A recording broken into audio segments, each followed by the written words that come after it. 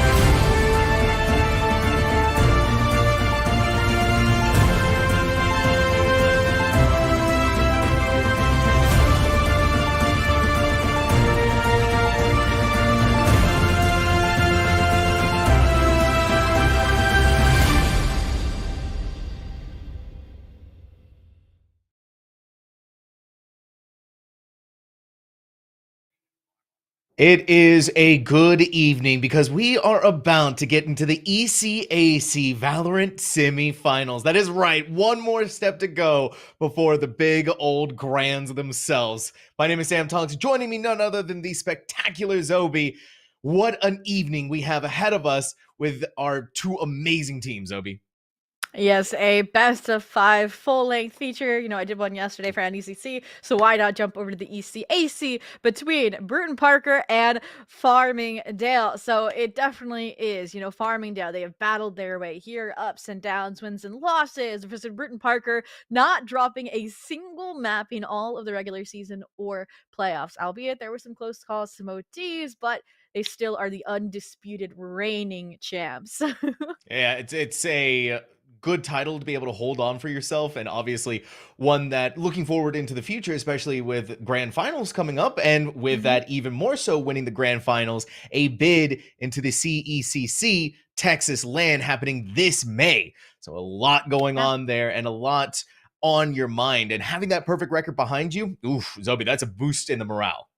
It definitely is. And for me, what kind of shines from Brewton-Parker beyond that record is the fact that they did it while changing one of their star players and while pulling out some unconventional comps on some pretty set meta maps. But we'll get into that later. And before we jump into our map picks, I just want to remind everybody that on the other side of the bracket is Wichita versus Columbia College. The winner of that will face off against the winner of this semifinals, like you said, for that grand finals that bid to the CECC LAN in Texas. But Sam, I teased at it. What are our map picks for this best of 5 series? Yeah, I'm so glad that you said it was a best of 5, because this is going to be the ringer of a series. This is going to be a long evening, regardless if it's going to be a stomp out or not, which I'm hoping it's not going to be, but it's a long evening. It's going to be an endurance run regardless. But our maps that we are going to be going on to is starting off on Ascent, into Split, then Icebox, and if we need to, Sunset and Bind at the end of this tale that is being spun. So these are, getting a whole best of 5 series, right, Zobi? You get an idea of what the map pool is going to be looking like. You're trying to, as a team, deciding whether or not you want to put your strong maps first, or if you want to go for what your opponents are weaker at, maybe save your best towards the end. There's a lot of different sort of mind games that you have versus a best of 3. Definitely. And we actually were playing those kind of mind games before we started, kind of guessing what we thought these map picks were going to be. And in my mind, I think I got 1 or 2 of them wrong, but it was my second guess. So these teams did kind of fluctuate with their records and base their picks off of that. I mean, I feel like Farmingdale's in a good spot because Sunset and Bind being at the end, those are their weaker pools, ones they haven't played as much, that they have losses on, versus they stack those stronger maps like Split, like Ascent at the forefront. My concern, though, is that Ascent for Brewton-Parker is something not to be trifled with. They typically do not run, as we're starting to see in Asian Select, that standard meta composition. You're going to see that Viper from Tapping. You're going to see the Sky from Caps, which is interesting because both of these Asians have been nerfed and they still are sticking it out, sticking to their guns, sticking to what they are confident in. And I think that's the reason why Farmingdale chose it first. They're like, let's get the unknown out of the way and then get to the meta compositions on these later maps in the pool. Yeah, but I'm digging this from Brewton-Parker. Anything that just changes up Ascent, right? It's always so much fun to watch. Oh, truth. Okay. Okay. You gave me hope there for just a little sliver of a second, but always have to go back to the tried and true Jet, which is something that I don't really blame them for. I mean, Raze as a duelist is phenomenal, don't get me wrong, but Ascent is Jet's map. This is a map where that agent fits so well into a lot of different scenarios and situations, whether it's executing on site, whether it's the person holding on to the operator, or wanting to be that initial aggressor towards the attacking team on defense. This is always something, though, that when you come into Ascent, Zobi, and when you see these different styles of compositions that we're getting out of Brewton-Parker versus the standard comp that we're seeing from Farmingdale, always makes you scratch your head and wonder what could go on. And I want to shed some light on these compositions and these agent picks because it shows the development these teams have had. For example, you know, Truth being that duelist, that's not the standard. It was typically Samo. So they're trying out something new, switching up those roles a little bit, but the same is true for Farmingdale. It used to be Pyro was the Jet maps, and we had Tanuki on the Raze maps, but Pyro has now taken up that Sentinel role, while Tanuki is taking up all of those duelist roles. But we're already in the first round, and it's just going to be a tried and true BX Sam. If it broke, don't fix it. Tanuki's already going to be the one to close down the door. Needs to be ready for Samo! That flashbang couldn't have been done at a perfect time anymore. It would have just been impossible, it feels like. Pyro's going to fire through the Viper wall that's been put up, rotate back over towards mid, hearing the footsteps starting to work up towards them. Going to be eliminated, but at the end of the day, the spike is still planted. The retake on the cards here. We have a nice multi-faceted execution here with that flank coming in from main. Paranoia in place to propel these teammates forward, but the counter is met from Farmingdale. Molly's a Paranoia of their own, and at the end of it all is still Brewton-Parker managing the chaos, managing the retake, and coming away with that first round and that pistol. That Caps 3K was kind of spicy, I'm not gonna lie.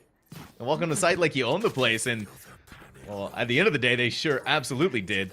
This is a very measured retake that we saw from Brewton-Parker.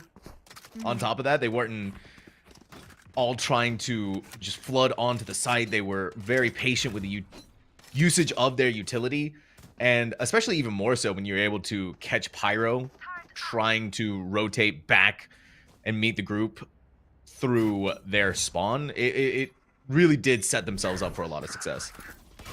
And now, I mean, they set themselves up for success in terms of the buy.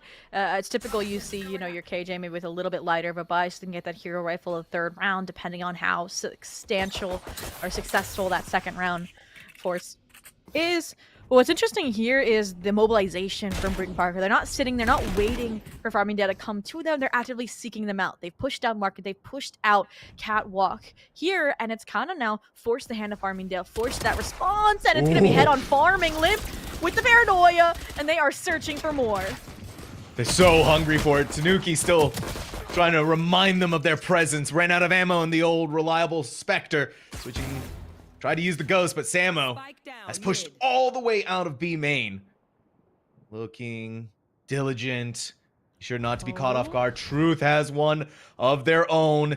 Needs to look below them right there. Couple of shots ring out. Are they ready for it? Yes, they are. BPC, Brewton-Parker College. Continuing on that momentum now into their bonus round. Yeah, Truth doing a good job there. It could have gotten dicey without clearing out to Tanuki, but they keep their sights trained on that spike there in tiles on where Samo was trying to come through for that pinch play. And while it was a little bit dicey, like they said, not expecting that retaliation from Farmingdale into mid, they still walk away with a few of these heavier weapons, like that Bulldog, like that Guardian that we're going to need to see deliver here. And knowing they don't have the best buy, we're going to see that aggression, that kind of catch them by surprise mentality, and let's see if it works for BPC. It's making something happen here, at the very least. Oh, Lim! Oh, I saw it. The idea was immaculate, but unfortunately the execution just wasn't quite there. Caps another swing and another home run for Pyro with her third kill now. This pretty much leaves A-Site just free, open all over the place. And continuing to press their luck on tiles, Samo's finally going to shut down this beast of a player. Spike still has been planted in a very injured BPC.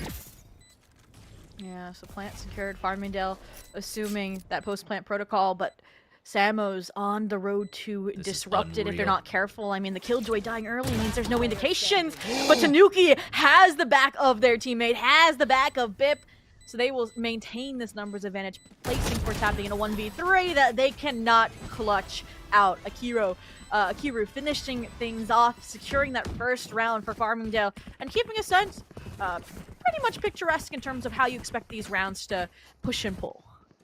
And they're pretty stable coming out of the other end of it, right? They didn't suffer excruciating losses it was only 2 players at the end of the day, and you're still able to walk forward with a lot of your firepower. And you have a Viper now who's going to be using the Odin here on the side of BPC. Ooh. That, you know, filling in the role of the Sova, who's not here anymore. So you're just going to see this immediate either spray and pray or just hold on to it and wait and see what happens. I mean, yeah, that's interesting, especially when you don't have that kind of a recon initiator that can get that substantial wall hack ability, like a Fade, like a Sova. I mean, yes, your Sky can concuss somebody, but you're not going to know where that reposition is coming through. So for now, it's Truth actually going to be able to find first blood, this time not pushing out to mid, but holding down that angle. They recover safely here past the toxic screen, past that alarm bot, so that no trade will come into Farmingdale's favor. We see the Trailblazers sent out as well, just to get some initial information about what the retaliation from Farmingdale could have been, what it could have looked like. And all it'll find is some members top site that now influence that rotation back to a main. Look at how far Brewton-Parker wants to push out towards this A main approach. Even though I haven't heard anything in quite some time, they know someone's lurking around. They know someone's trying to overstay their welcome. That's going to be Pyro. But we are starting to feel the constraints of the timer starting to work against Farmingdale. And now less than 30 seconds left to go, and they need to decide where they want to end up at eventually. Oh, this is brilliant. There you have it. Into the Odin. The Odin didn't quite go as far as it was expecting. Still going to be able to readjust and go for the spray. Akiru, much better this time around, but you're right back into the Odin once more. 7 seconds. Someone needs to go and get the spike. He's all the way upstairs. There's no time. There's no time anymore. Farmingdale took so long to get anywhere, to attempt to do anything. No, the Odin. It cost them this round. They are still dealing some damage, but you'd rather have a round 1. Oh, yeah. I mean, yeah, they lose the Odin, but it's quickly bought back up. So tapping going to be in full swing alongside the rest of the squad.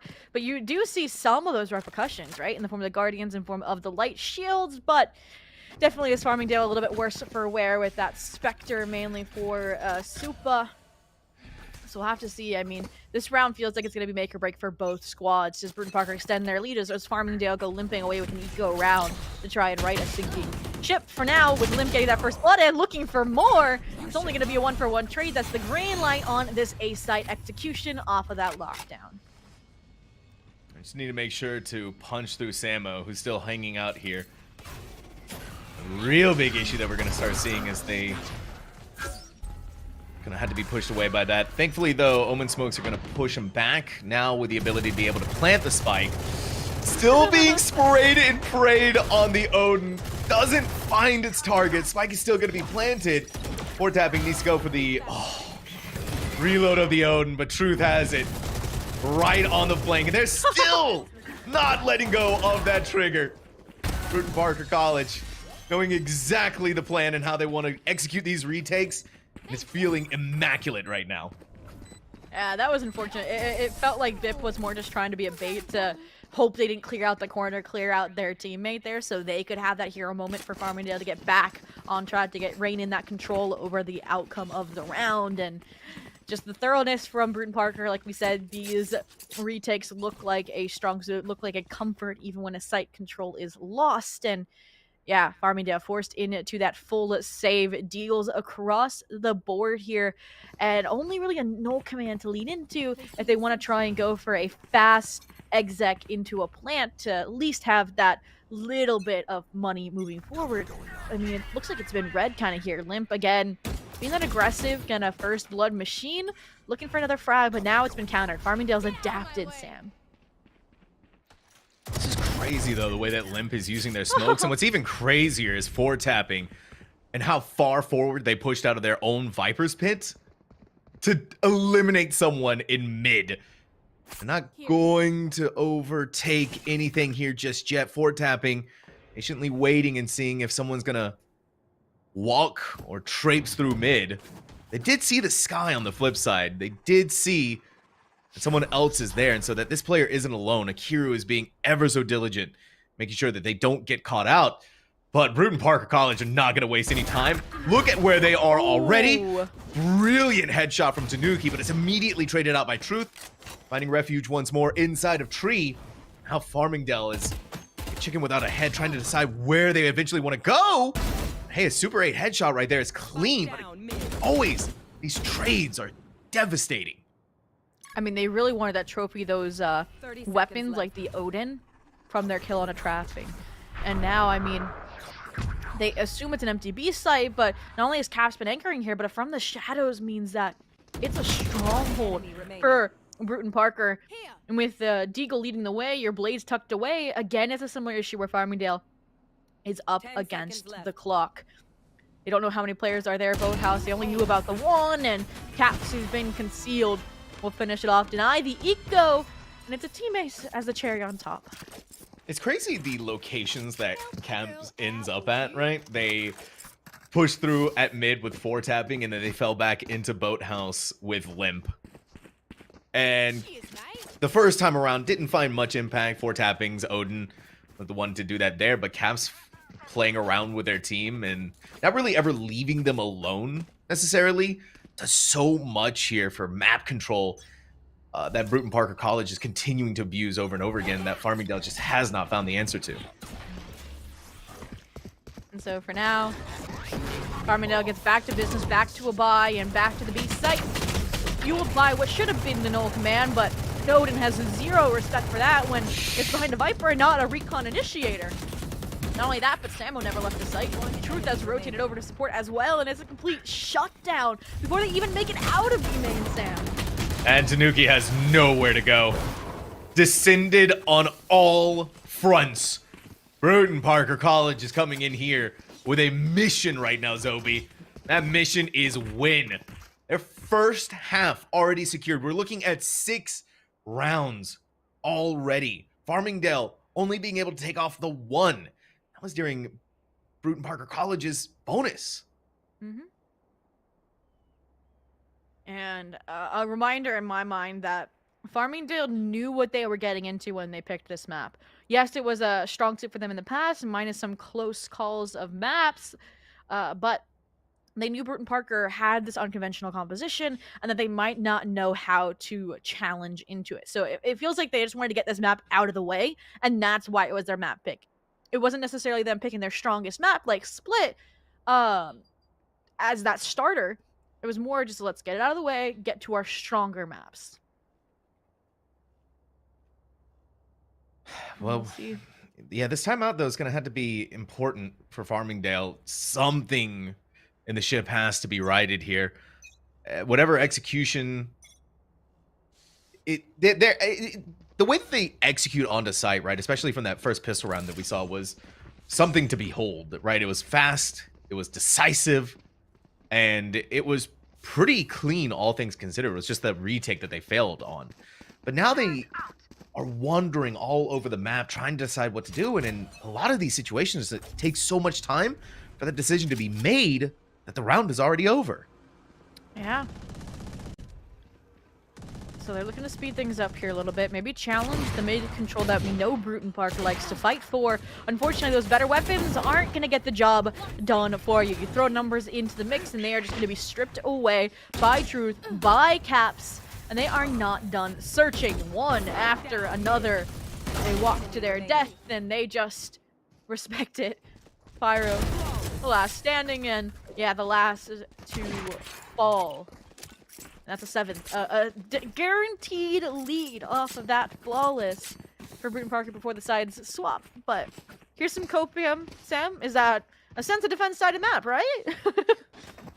That's definitely copium, right? Yeah. That's yeah. I think I remember hearing a crazy statistic that 45% of attack rounds are won on Ascent. Something crazy like that. I don't know. As some crazy guy whispered that in my ear or something one day. This is a team now for Brewton-Parker that are over brimming with confidence. You see that in the way that they controlled the middle of the map. They identified where their targets were and then just proceeded to win every single gunfight, especially when you look at how Truth has been playing. Oh, Pip, what are you in for, my friend? You've been found out. The dog's gonna go in. Truth! is always hungry, and this tree side execute, well, it's definitely a limp now. It doesn't matter where Farmingdale tries to go. It costs them everything just to even look at the site. I mean, I'm just stunned at how self-sufficient every single member of this team of the Brewton-Parker squad is, right? I mean, usually what Limp is doing in terms of searching for those first bloods towards A main is done by a KO, a Jet in conjunction by 2 players. But Limp holding that down by themselves, I mean, Truce can go exploring towards mid, Limp can pivot between main and tree effectively like we just saw, and then even the rotations from tapping were exquisite from mid to that tree position to just be that final nail in the coffin. And like I said, I mean, if one person works, why not add that second? Why not add Caps, who also has a taste of blood and once more? Oh no, look at where the spike is now too. And then they put up the wall for extra added effect. They're gonna have to push into it regardless one way or the other, and Brewton-Parker knows this. Farmingdale has no choice now. They're Omen far too aggressive. Now the rest of the team has to try and pick up the pieces right here. But the pieces just continue to be shattered. Limp is the one. They are the hammer. Pyro, you just have an Odin. You're blinded out by a brilliant paranoia. And we're looking at a flawless 9th round 1 from Brewton-Parker. Insanely coordinated there. And, I mean, they've had these ults for a while, and they just have not had to use them. That's what's even more impressive about a Brewton-Parker. It's just sheer trades, sheer confidence in the swings, the fights that they are taking. And now Farmingdale, again, they recognize they need to get these rounds on the board, so they don't want to go for a full save. They're kind of investing what they can into this round. It's going to be buy now, save next, buy for that last round, that last grand stand. Tanuki, some creativity off of that Soviet utility with a judge. Is going to try and grab a frag, but again, somebody's there to have the players of Brewton-Parker's back, Sam. What a brutal headshot from Caps. They finally walk inside, and I think this is the first pickoff that we've seen from Farmingdale in quite some time. Now you're trying to deal some damage. Truth is so hungry, far too greedy. But again, it's always, you gotta be looking in 20 different directions against Brewton-Parker. This team is in firm control of their destinies, and they are not letting it go. Yeah, 10-1, double digits already reached before the half even swaps. And what stands out to me more is, number one, the members of Brewton-Parker are all even in KDAs minus Samo, but I think they just have Killjoy syndrome, which is that they're not going to their site. They're all dead before Samo can even get a chance here, which is why I think Samo is now picking up the judge and is trying to push. They're like, guys, I need some frags. I'm not gonna beat the carrying allegations. And unfortunately, the default here from Farmingdale, that slow approach might not give them what they're looking for. But, all right, Bip. Get first blood for Farmingdale for the first time in what seems like forever. Oh, Samo. They're not gonna get their chance again, No, Sam. not. No, they're not. They even have this ultimate. They've had this lockdown. They're like, don't worry, I can use it. Wink. Vip walked into Limp once more. And they're going to stay safe from the recon dart. This has to be the idea. Thank goodness that they realize Limp doesn't see anything, Zobi. They are blind as a bat, but still get a double kill. Undeniable, the presence that this player has. And you put 4 tapping back over here with the Odin, but now we're looking at the best They get their chance. possible chance here for Samo as a fellow Sam namer. It's not going to be done with a judge, Zobi. They do have to win out in a 1v2, and so now this is the best chance that they have to beat the I am carried allegations. I put them on this pedestal, and I mean, their teammates, like you said, did a good job getting this chip damage off. Concern arises that Farmingdale is playing divided, but it's the last round of the half. Yeah, invest that lockdown where you can. The challenge, the timing not aligning. Akiru with the wrap and the round to end out this half to keep, you know, some hope alive here for Farmingdale. But in my mind, it's gonna have to start with this pistol here. And now, if not, you know, Brewton-Parker gets that 2-round economic flow pattern, and they are sitting on map point. Now, right, a 10-2 is not 11-1. It's not No. 12-0, so it's not impossible, Zobi. But the chances are very, very slim here. I think if we're going to be realistic for Farmingdale, Brewton-Parker is also something that I'm going to be very scared of when they're operating as a full unit, as a full force team. You're going to see the early initial paranoia come out from Limp. It's going to push. Ooh, or not. They're waiting. They're being very patient. The wall comes up, brings them the space. They're going to go out with a flashbang. Have to hold on for a second here. Super 8 is trying to punch back as best as they can. They did some damage. They took down 2. Regardless, at the end of the day, there's a spike on this B site. Now we get to see if the Farmingdale retake is like the Parker retake. Yeah, no split like we saw from the pistol out of Brewton-Parker. All 3 trying to funnel in here through CT. Truth, not having the full HP here means they cannot be that charging force that tip of the spear. Paranoia doesn't land either. So a lot of frags going in Farmingdale's favor. So much so that Truth left in the 1v2. They're going to go for this split attempt. You know, you had too many targets to shoot. Somebody has to be good for the trade, you would think.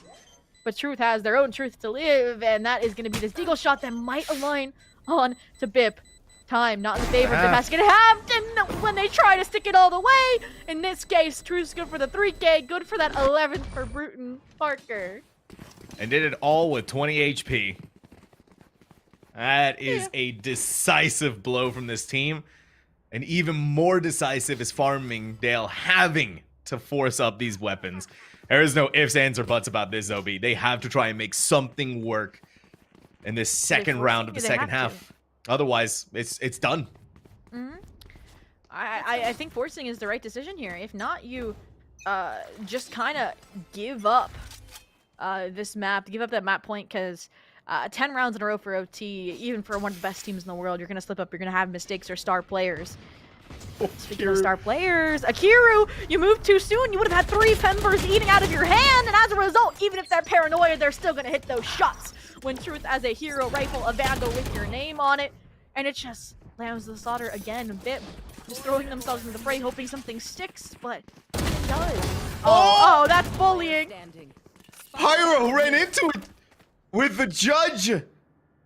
Samo had that idea in the previous half. Unfortunately, they didn't get a chance to actually use it. So now you're left alone in a 1v2 with whatever meager firepower that you have left. The scary part about this entire thing is that Truth is still alive, a Vandal. They're ever so excitedly lurking up on your flank, ready to destroy and devastate. Inching their way towards the stairway, doesn't matter. Samo has eyes on through main, and that is a Brewton-Parker College match point. I mean, you said it when the half started, when that pistol was lost, that you didn't see much hope for Farmingdale to pull out this map. So if they can't win the map, they can't get the point on the board, they need to take lessons away from it. And at this point, in my eyes, there are solo players that stand alone strong, like Akiru, like Pyro, in situations like we just saw with that judge, but the rest of the members, we need more coordination. You can't just throw yourself into the mix after the fact, hoping that you can get a trade. You need to have more coordination in the initial swings so that that contingency is set up. Or you need to play safer duels, safer fights like Bip just has. With a Marshall, long range, you find your first blood, you get out unscathed, which is huge in rounds like these. Foot in the door for Farmingdale. No matter how small it is! Oh my goodness. Limping away with 10 HP. And then Pyro's gonna do it again with the judge once more. Super 8 sending out the owl drone, sees 2. Lurking and walking up. Guardian's gonna have to go fast. It's gonna have to hit and strike true. Pyro's judge is putting in the overtime right now. It's also putting in the damage to go along with it. But Akiru breaks down the doors inside of Market, and the final 3 remaining players have to go up against Brewton-Parker.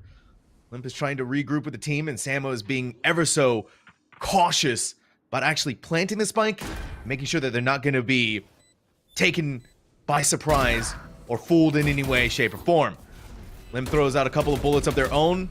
It's just one shot needed to get rid of Tanuki. Out comes the paranoia inside of Market. That allows them to TP over to the other side. Sees their mirror and log, and now one more to go for the match victory. They tried their best, even while What? blinded. Pip is giving us a beautiful showing with that Marshall, but it doesn't matter how beautiful it is if Limp is there. Brewton-Parker College, Ascent is theirs, and a horrifying 13-2. I mean, a flawless second half. We didn't get to see much out of Farmingdale, like we said, natural flow of the economy. And even in that third round kind of closeout, it really did just come down to they always had a trade. And then obviously while they were down numbers, the jet was really, really low for Farmingdale. And you have a hero player, a standalone player like Limp, who can get jobs like those done thanks to that aggressive Omen kit. You know, you pivot after grabbing one and you're leaving Farmingdale fumbling. But this is a best of 5. So it's not the end of the road, albeit it's not a great start since that was Farmingdale's map pick. But I'll hold on to the Farmingdale Copium, which is that they picked that knowing it was going to be a rough patch since Brewton-Parker brings out these untraditional comps, Sam.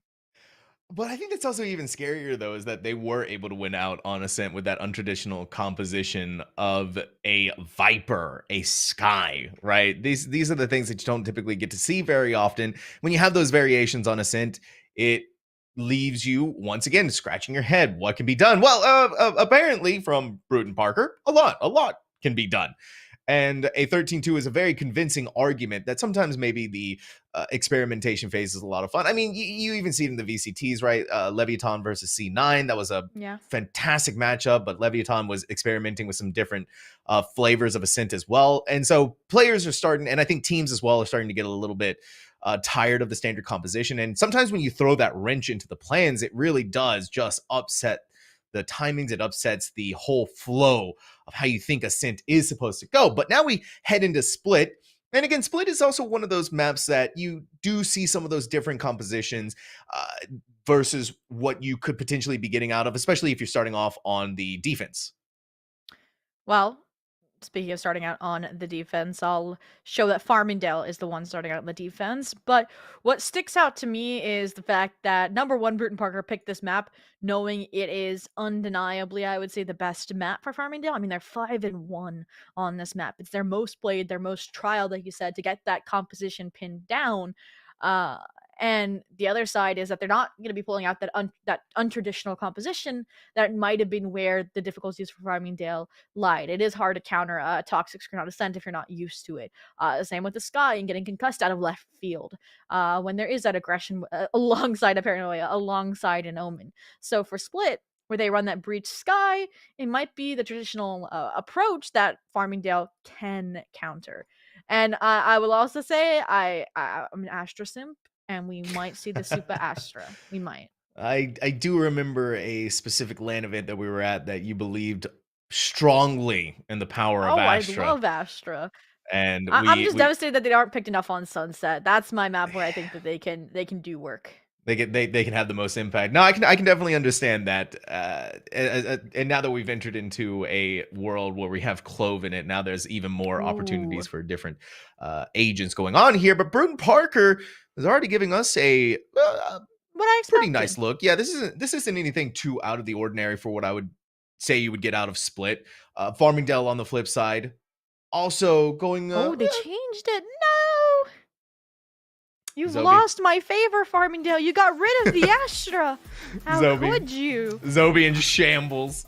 I mean, I am, because number one, interestingly enough, they would typically run a double duelist. They would run, Tanuki on the Raze and Pyro on the Jet. But with them switching over to the Cypher, I think that's the reason why we now have them pulling out that Viper instead of that solo Astra, that solo controller.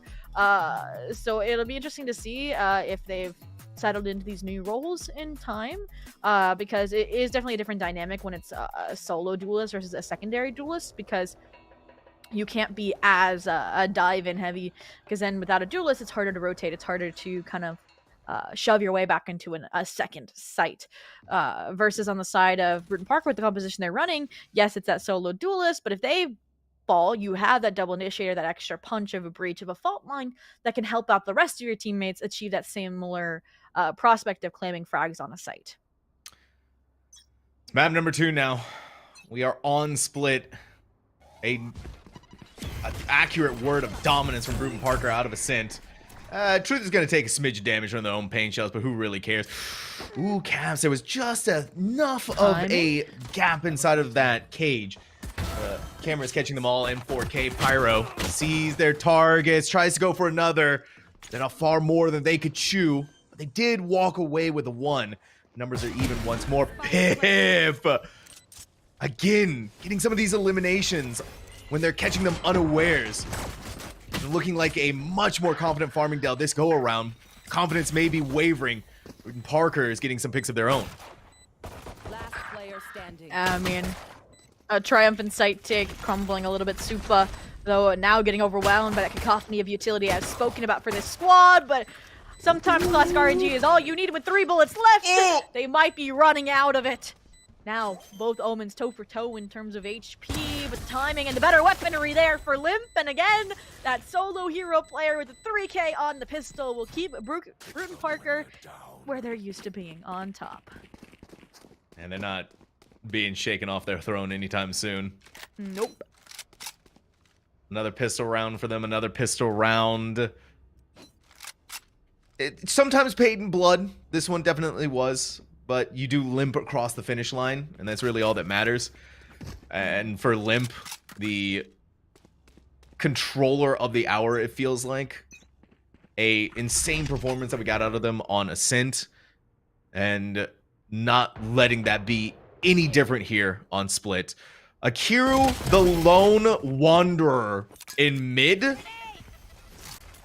That is going to hurt in the morning. But for Brewton-Parker, big smiles across the face. You got rid of the sky. That's one less thing to worry about. Ooh. And that's a trade, though, from Supa. A little bit of an overextension and overconfident lurk from tapping. Not clearing all their corners, checking all their boxes, but who is going to check their boxes? A wall bang, shoot down from Limp through B-side heaven, and they're not done! They're still chipping damage off of the Farmingdale players before they can even collect themselves for a retake attempt. They're going to collect that weapon from tapping, but in the meantime, all that has put Truth in the perfect position to spray down a 4K of their own. And honestly, even losing out on 4-tapping going up towards heaven wasn't the worst thing in the world, right? It's your Cypher, you send them lurking. The rest of Brewton-Parker College drew the attention that 4-tapping had away from heaven, just allowed them to push on to Cypher basically free. And then you're realizing once again that the weapons that they're working with, it all just wasn't going to be good enough for Farmingdale to stop them in any way, shape, or form. But now they get weapons, they get rifles. One of the only rounds that they won in the previous map, Zobi, was that bonus round of Brewton-Parker.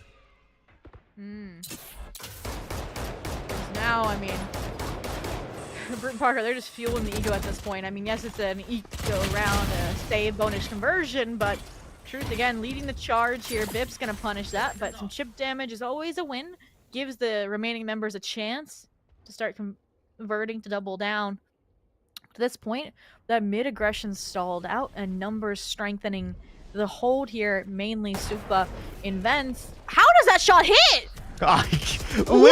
Limp is just built different, Zobi, okay?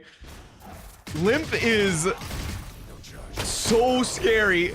Another flashbang goes in. Supa 8 can't even see the encroaching death. And it's descending upon them. A new weapon to go along with that pickoff. And Tanuki has to wait for the oncoming tidal wave of doom heading their way. Akiru, left alone on site. Was left alone on site. Not anymore. It is clear. It is concise. And it just feels like another day at the office for Brewton-Parker. I mean, about to convert their bonus when first bloods and defensive holds were favoring Farmingdale. And now, Pyro, you were placed on a pedestal by our producer. Let's see if you can deliver a 1v3. Not the best weaponry collected, but the one that was selected for tapping that Phantom. Gets the job done. Keeps Brewton-Parker in that flawless position as they chug along here on Split. Their own map pick, and I'm not going to lie to you, Sam. Like I said, this is probably Farmingdale's best map. So this one's going to hurt more than Ascent as a loss. Yeah, it's just like the insult to injury, right? We 13-2'd on Ascent, and now we're going to do it here on we're going to try and do even better here on split is what it's feeling like. Brewton-Parker, it's like they ripped out the brakes of whatever vehicle they're driving and just put a brick on the gas pedal.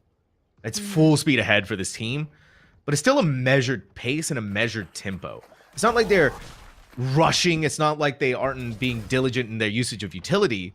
No, it's just patience. And it's moments like these two where tapping is the pick off there.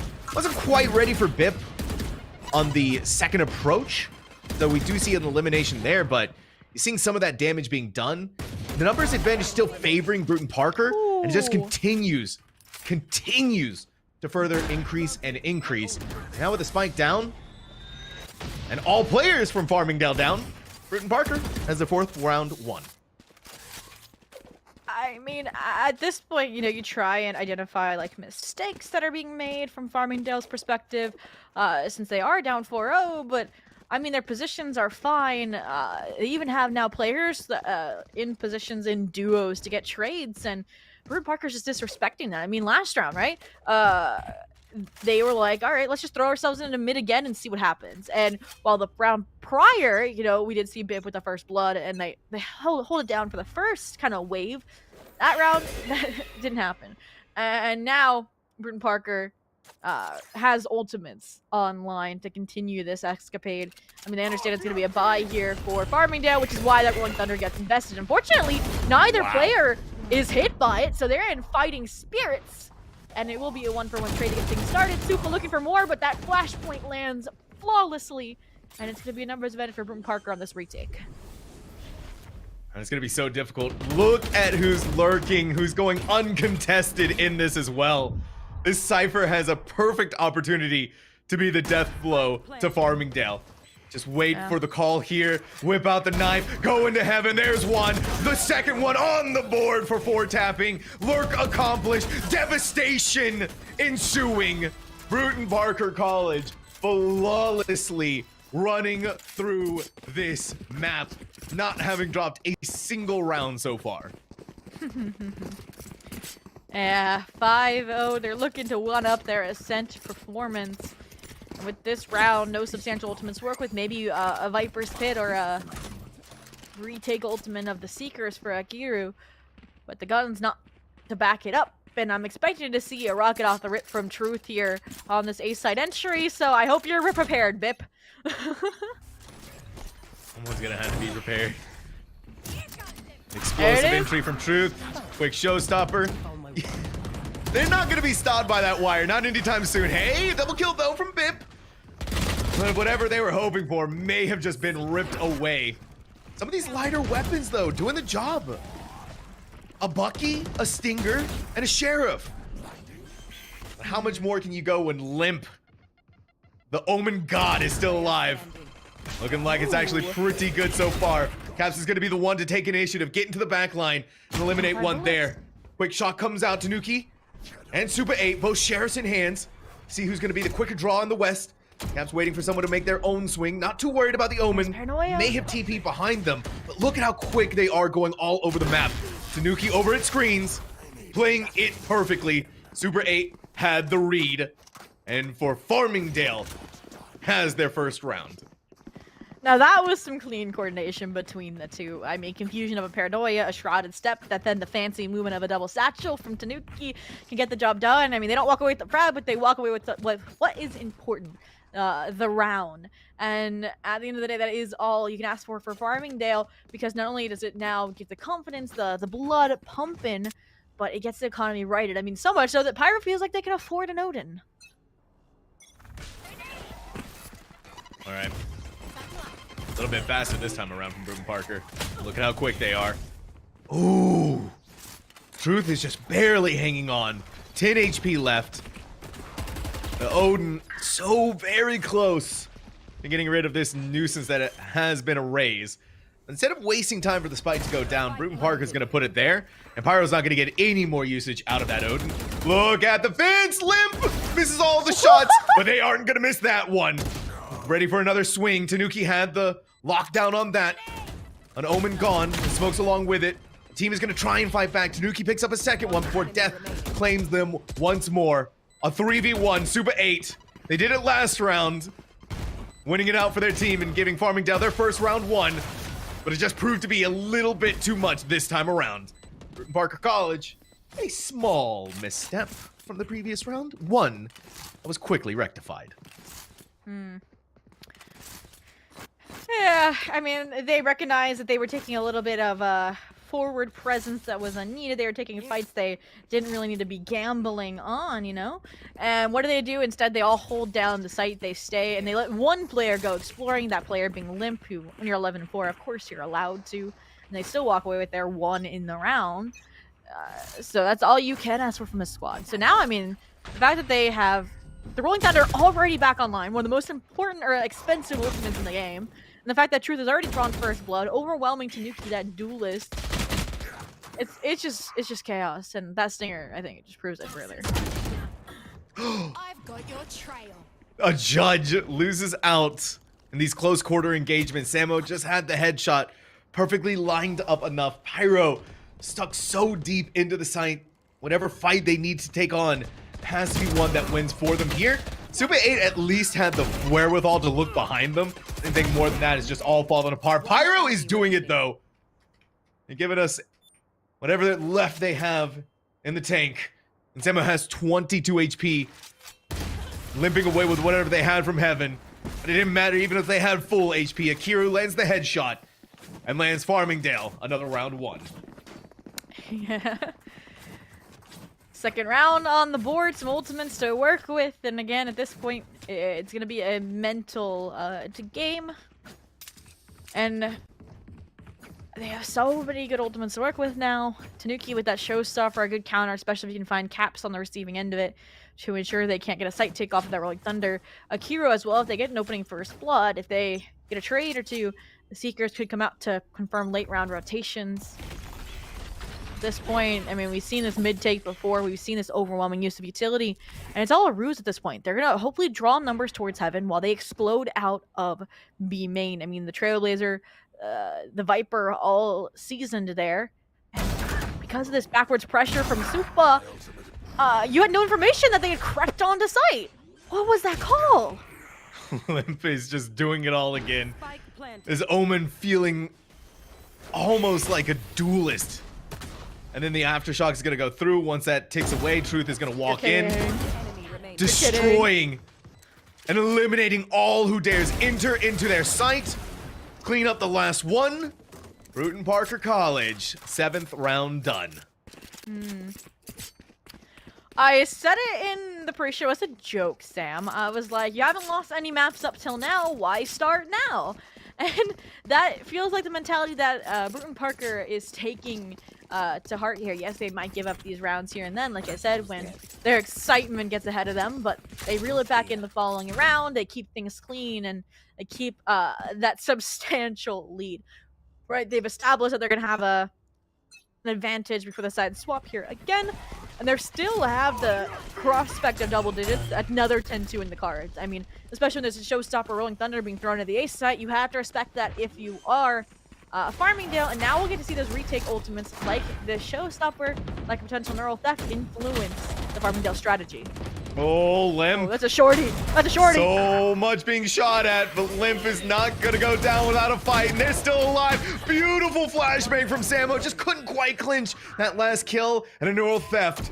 Tanuki's been found out. Standing. A little bit of shots here and there, but now it's a 1v1. Best chance that Farmingdale has to win this. The last tick is going to go off. Limp knows exactly where they are. A paint shell is not even a blip Hear the on their footsteps. radar. They're so focused on Tanuki. Blast and Satchel Pack in. The second they go for the ping of the spike, it has been planted for heaven. Out comes the paranoia. Down on the ground. What? But they didn't quite land the paranoia. tile But they've on run them. out of time. It does not matter. What? And they still walk away with the round. That's gotta be painstaking for Tanuki. I mean, they've had a rough start to the map. They finally got their time in the sunshine, and they walk away with the frag, but then not the clutch. And Limp, you almost threw that, my dude, for the style points, and you still get that victory. So I would love to hear the voice comms right now because they have to be laughing about how that round still went in their favor. But let's talk about Farmingdale and the fact that they have all of these ultimates they could have thrown into that retake attempt, and they're still sitting on all of them. Versus, right, we've seen a consistent investment from Brewton-Parker. You see it, Showstopper, Rolling Thunder in conjunction, and even the Neural Theft in the late stages of the round just to lock it in for sure. That's also kind of the difference, right? The way that Brewton-Parker uses their ultimates is just like, all right, we have them. Let's go ahead and pop them off here. Oh, seen by the dog. Truth walks out of there and catches Super 8. Totally looking in a different direction. That's massive value. Now, finally, we're starting to see some of that ultimate being used, being expended.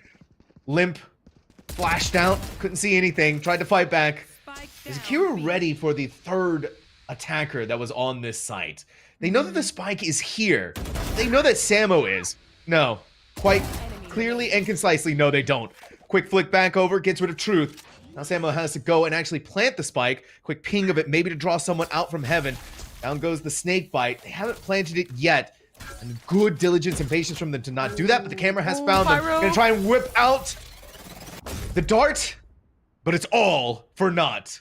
Farmingdale showing a lot more fight, at the very least here, on Split than whatever we got out of them on Ascent. Yeah, I mean, it ended 13-2, so you're right there, Sam. And I feel like an 8-4 with this kind of composition is going to be interesting to see, because I feel like that double controller and the Sentinel feels very defense-sided, but Tanuki is just warming up, it feels like, this half, right?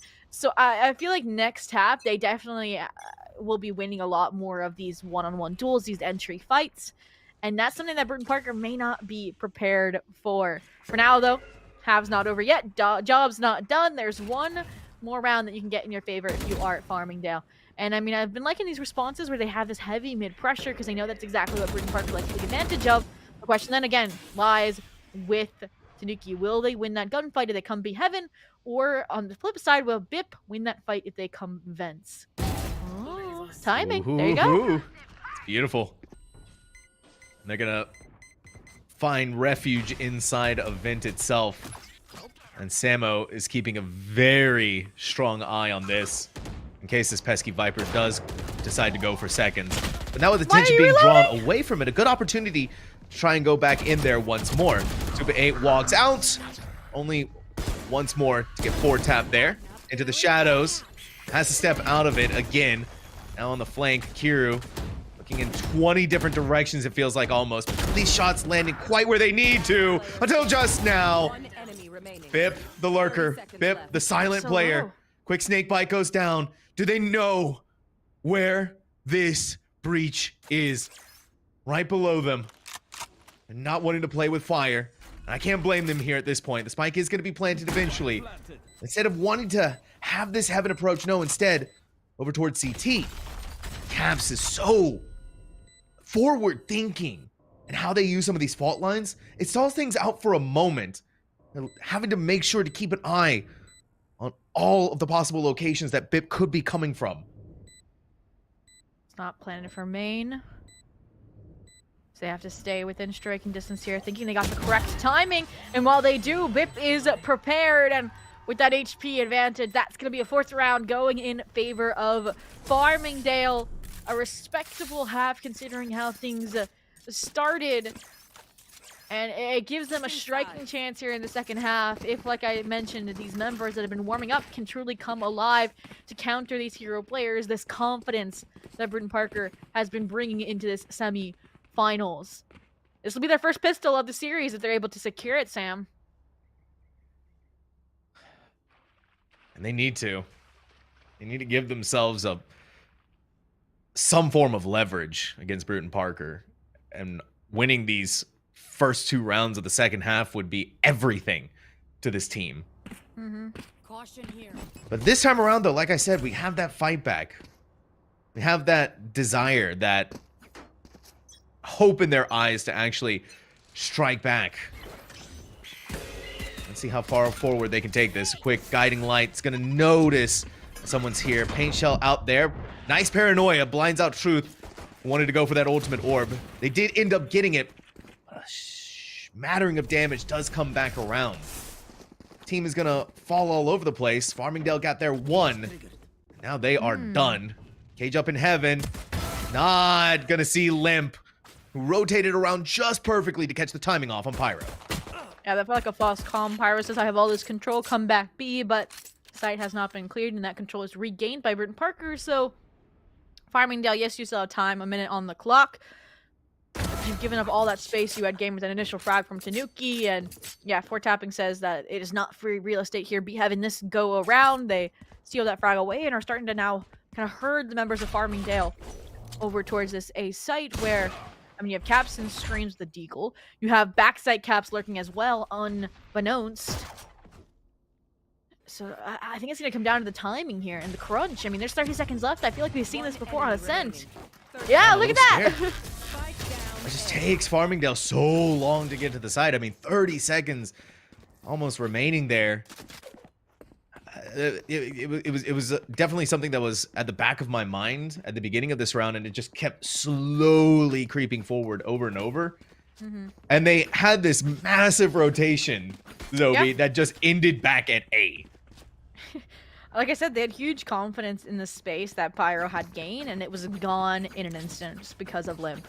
And their awareness of where the gaps in their defense lie and how they can regain control over it. So again, flawless pistols, 4 for 4 now for Brewton-Parker. Buy on their side to get this double digits secured.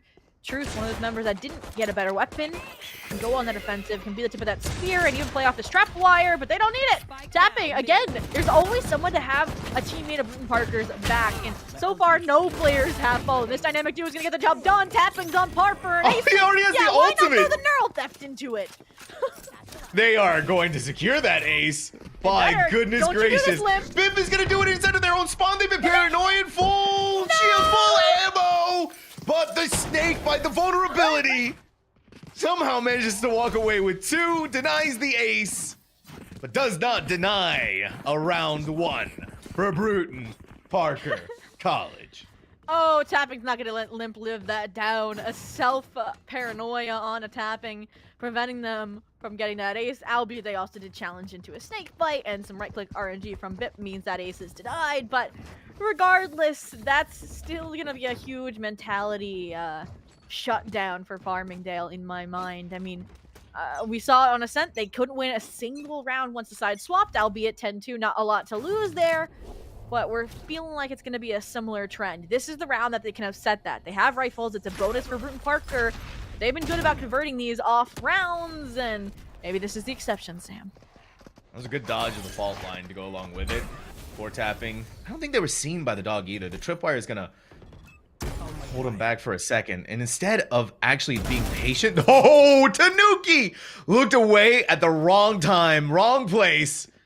This is their territory, and you had better be looking behind you at all times. Oh. Just hold on to this backside, Not over Samo. It's all just kinds of chaos. I can't believe Fort Tapping wants to do this even more. And they get away with it. Jump out with a judge. And win a bonus round on top of that. Even when Brewton-Parker gives away the first blood, give that false sense of security, it's those players that don't have the biggest weapons to give over, that they don't have that pivotal position in the defensive strategy for Brewton-Parker. I mean, you saw it there. Caps falls extending with only a deagle so that they can now buy an operator, because why not? And then the players on site are ready to replace them, and you even have a flank from Tapping. Just the confidence in these rotations and these pinch plays, and it's now seated them 1 round away from a second map point. Unsurprising, it feels like the ringing of the operator has been heard. For Tapping challenged and devastated, but this operator, ooh, Cavs goes for another. Just feeding and eating good tonight. And even with a snake bite, they're going to let it course through their veins because there's something even more powerful coursing through their veins. A match point. Match point. They're map pick for a reason, that's for sure. And again, it's going to be a question of can Farmingdale weed their way out of this whole 8 rounds in a row to send themselves to OT, And even if they can't get out of this map loss, they have to get out of that mental trench, that prison that'll be forming, that doubt. And at this point, the bye is not the best, but this could be your last round, so might as well give it your all. And look at Brewton-Parker! We're gonna play a full retake on B, why not? Save that utility so we don't have to spare it. Clear out all of A main so you know there's no lurking pyro. And look at Truth. Four tapping Okay. was like, ah, heck. I gotta come all the way back over here. Truth is fallen. Samo has the trade-off. Okay. Farmingdale, they got the moves. They got the fight. They even got an ultimate off as well. But even knowing with where Camps is, that operator feels unstoppable. Limp has been seen by the camera, being detected over and over again, but they don't really care too much about that. They want to take the fight and they want to win that duel. They're not going to win out in the 2v1. Not if it's a pinch maneuver. Camps trying to decide where they want to look. They hear the satchel pack blasting onto the actual site itself. They've moved over just a little bit. Once that wall comes down, they need to be ready for it. They're going to jump down, masking their presence with the fault line.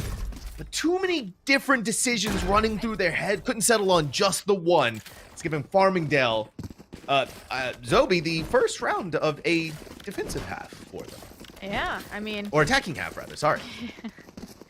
granted, Caps, I mean, they have no information about where players were. Pyro likes to lurk, and maybe they even heard a sound cue behind them that drew their attention before that toxic screen fell.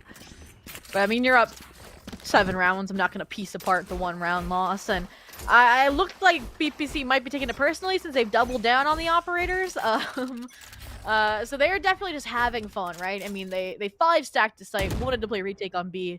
This round, they said, all right, let's not 5-stack it. We'll 3-stack it, put 1 vents, 1 B main for early indications.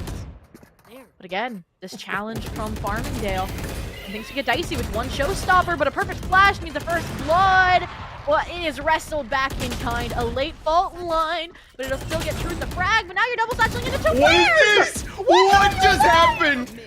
How are They you went alive? right into the side and then a shorty! How did Truth walk away with that?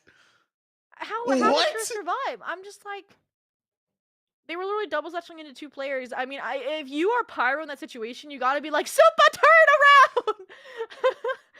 The combs had to just be chaotic there, Sam. And at the end of the day, it's a second map for Brewton-Parker here. Yeah, you could. Yeah, I think we're still a little shocked Yeah, at just a what bit. we just witnessed. I Just a bit. mean, a second map won here, and I felt like for that final round, it was a little bit of a show-off moment from Truth. But Yeah. when you're in that kind of a lead, and when you have that kind of skill, why not? Let's see what you made of. Test your mettle. All cards on the table, and my goodness gracious, Obi, they threw it down and they threw it all away along with the table and along with a map of split. I mean, a 2-0 now. They're on series point in this best of 5. Farmingdale has to find something, or else the Reaper is at their doorstep. So map 1, 13 to map 2, 13-5, both favoring Brewton-Parker College here in his best of 5 for the ECAC semifinals. And we are 1 map away from an early departure of Farmingdale from this playoffs. And the next map, Icebox for Farmingdale. Their map pick, Brewton-Parker starting out on the defense. And it's another strong suit for both of these teams, 3-0, 3-0. But that action will have to wait because the players, they're going to need a break. Like I said, Farmingdale, get that mental check going. And we as your casters should get some water. So after this break, potentially the last map of the semifinals from the ECAC coverage.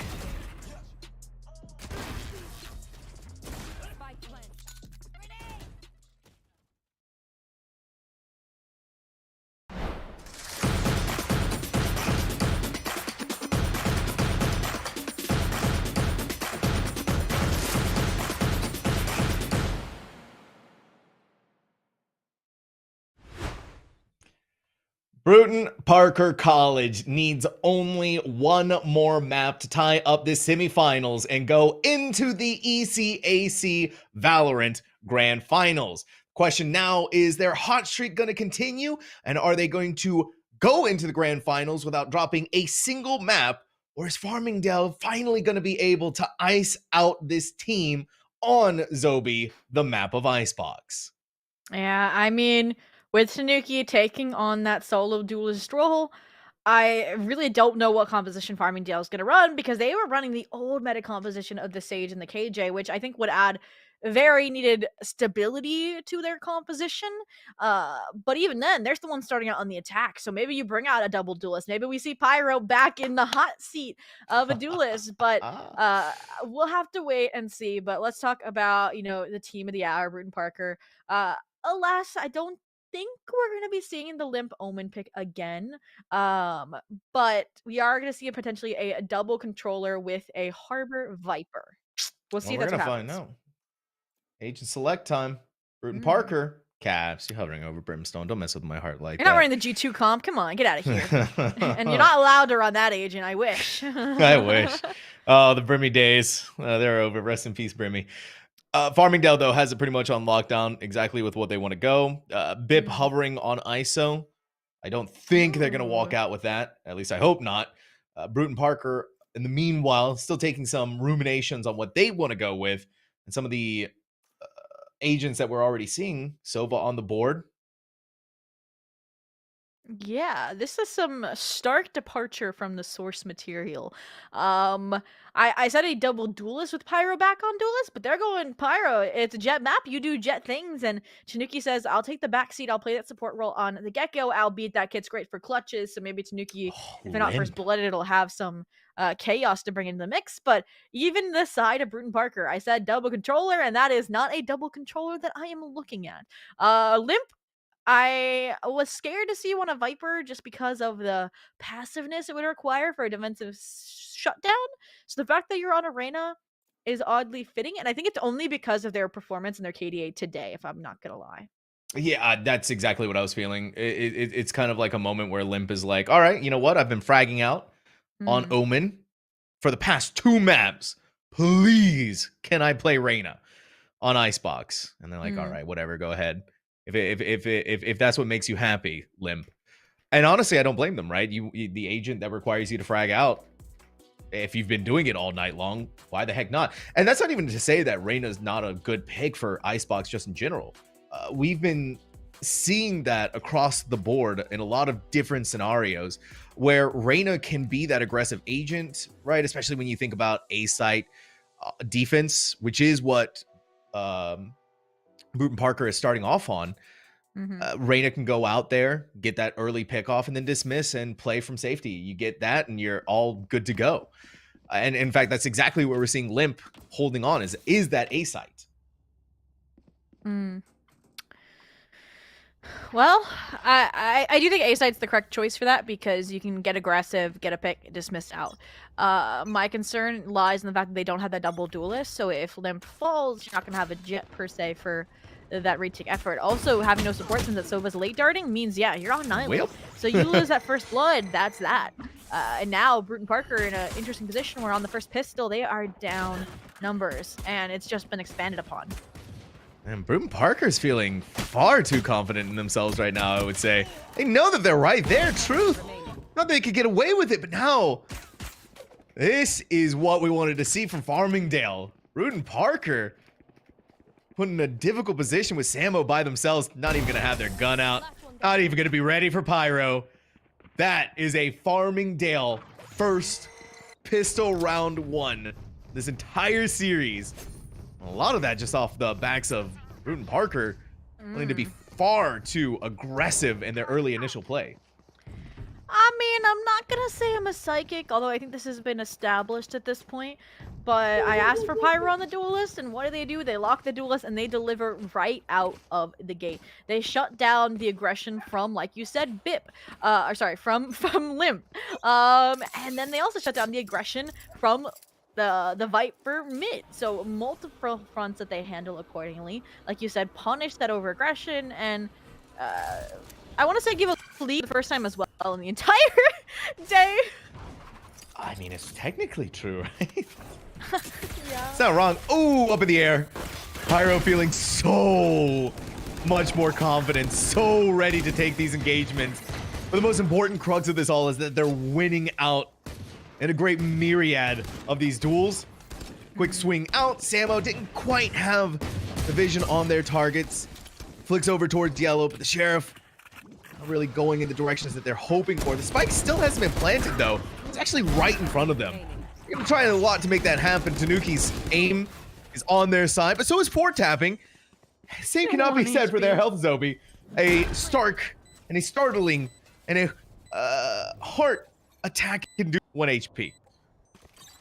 They're trying to locate any weapon that they can, and the weapon that they do find is a Killjoy turret that snipes them down. Gets that second round here for Farmingdale. And it's definitely an interesting scenario that we're not used to seeing, where Farmingdale now gets to try for that third round bonus, and usually Brewton-Parker is the one to convert these, so we'll see if Farmingdale can put up a similar performance, or if these rifles will be Brewton-Parker reclaiming what has been rightfully theirs in map 1 and 2. But for now, I mean, it just looks like Farmingdale preparing maybe for a mid attempt, but it's actually Bip with one of those Vandals to shut down tapping. Again, a first blood in Farmingdale's favor.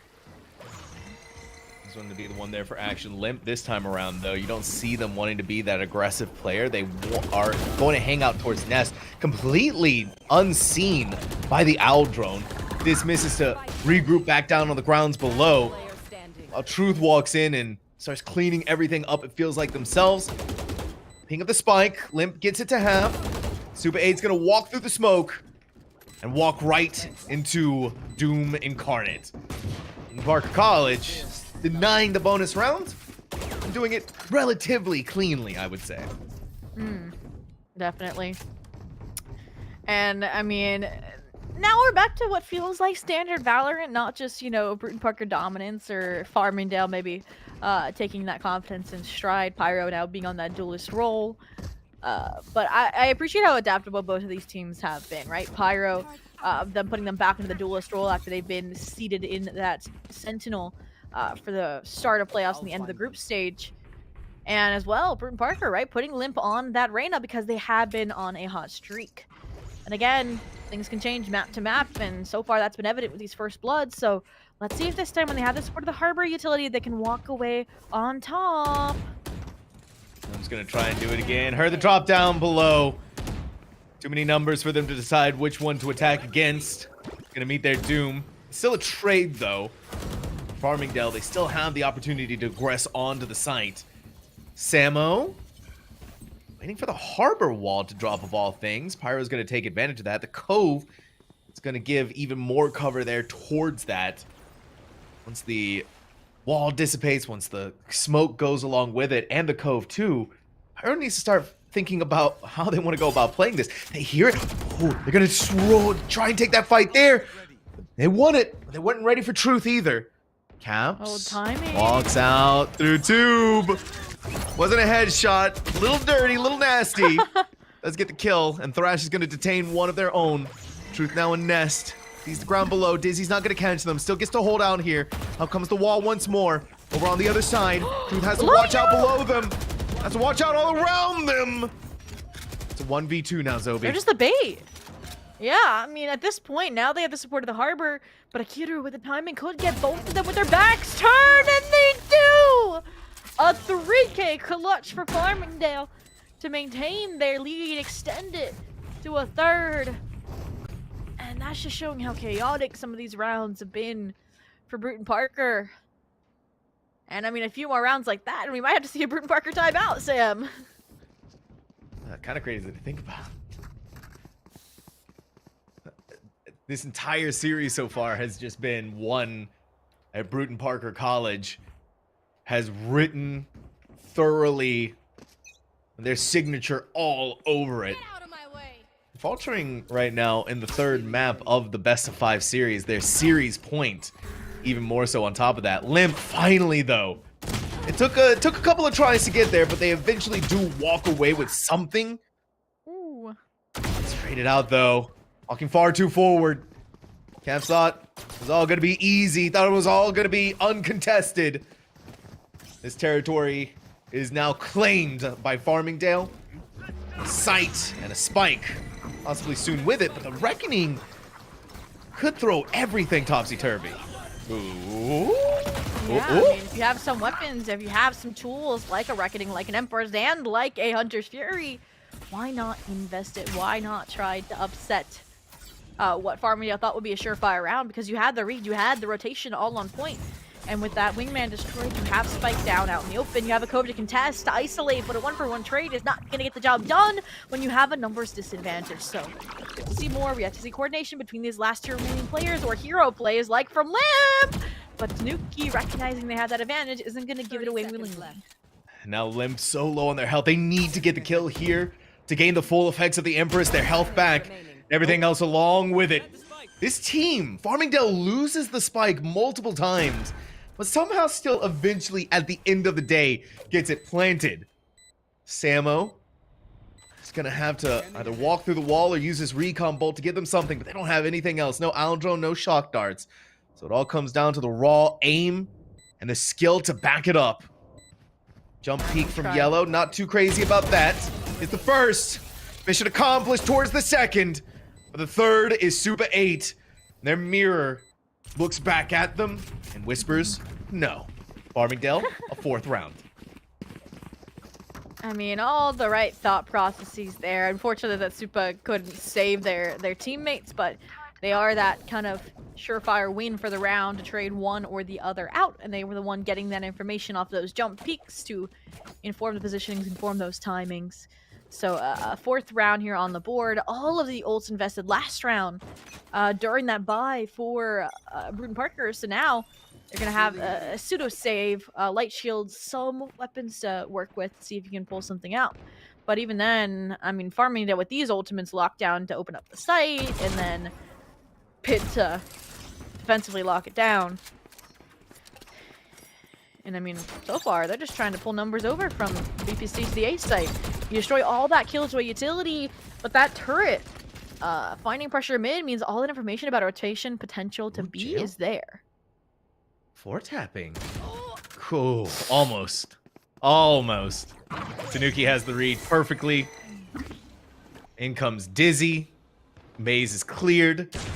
All that's left on the side is Limp. Truth is battling out in mid. Loses that one to Bip. Trying to go for a little bit more seconds. Very greedy. And Samo's Vandal. They failed the last round, and they don't want to fail their team this go-around. Spike is planted. It's a 1v2. The Super 8 is so healthy. And what's even more important is that they don't know where Super 8 is. Clean headshot! And a second one clutches the day and gives Farmingdale even more of a lead than what they've been working with. Yeah, and not having using those ultimates thanks to the clutch players finally stepping up, finally warming up for the Farmingdale squad. It's looking promising here on Icebox there, map pick, and this is again where we go into those map picks, dive into the mind of Farmingdale, where I said that that first pick was them getting that rough patch out of the way so that towards the end of it they could focus on the map picks that they were strong on. In my mind, Icebox falls into that category, while Sunset and Bind are kind of question marks. So I'm curious to see what'll happen there if they pull out this map win, but again, with the first blood like that, it shows that Brewton-Parker still has some lives to give away. It's crispy to go along with it. This lockdown to try and gain some footholds on the site. Or tapping's not going to give up too easily, though. Look at how far forward they are and undetected by the recon drone. They've got their one, but 4 tapping just stayed inside of the lockdown. They didn't try to get away. They didn't try to find safe harbor, and instead being a lamb to the slaughter.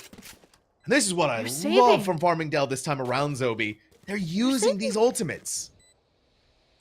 Yeah, I mentioned that over on Split, right? Brewton-Parker was dumping them as soon as they got them, and that trend is continued here on Icebox, but it's changed from, you know, fluid, flawless coordination of those ultimates to just one-off players investing when it's not going to find much effect, much impact on the round.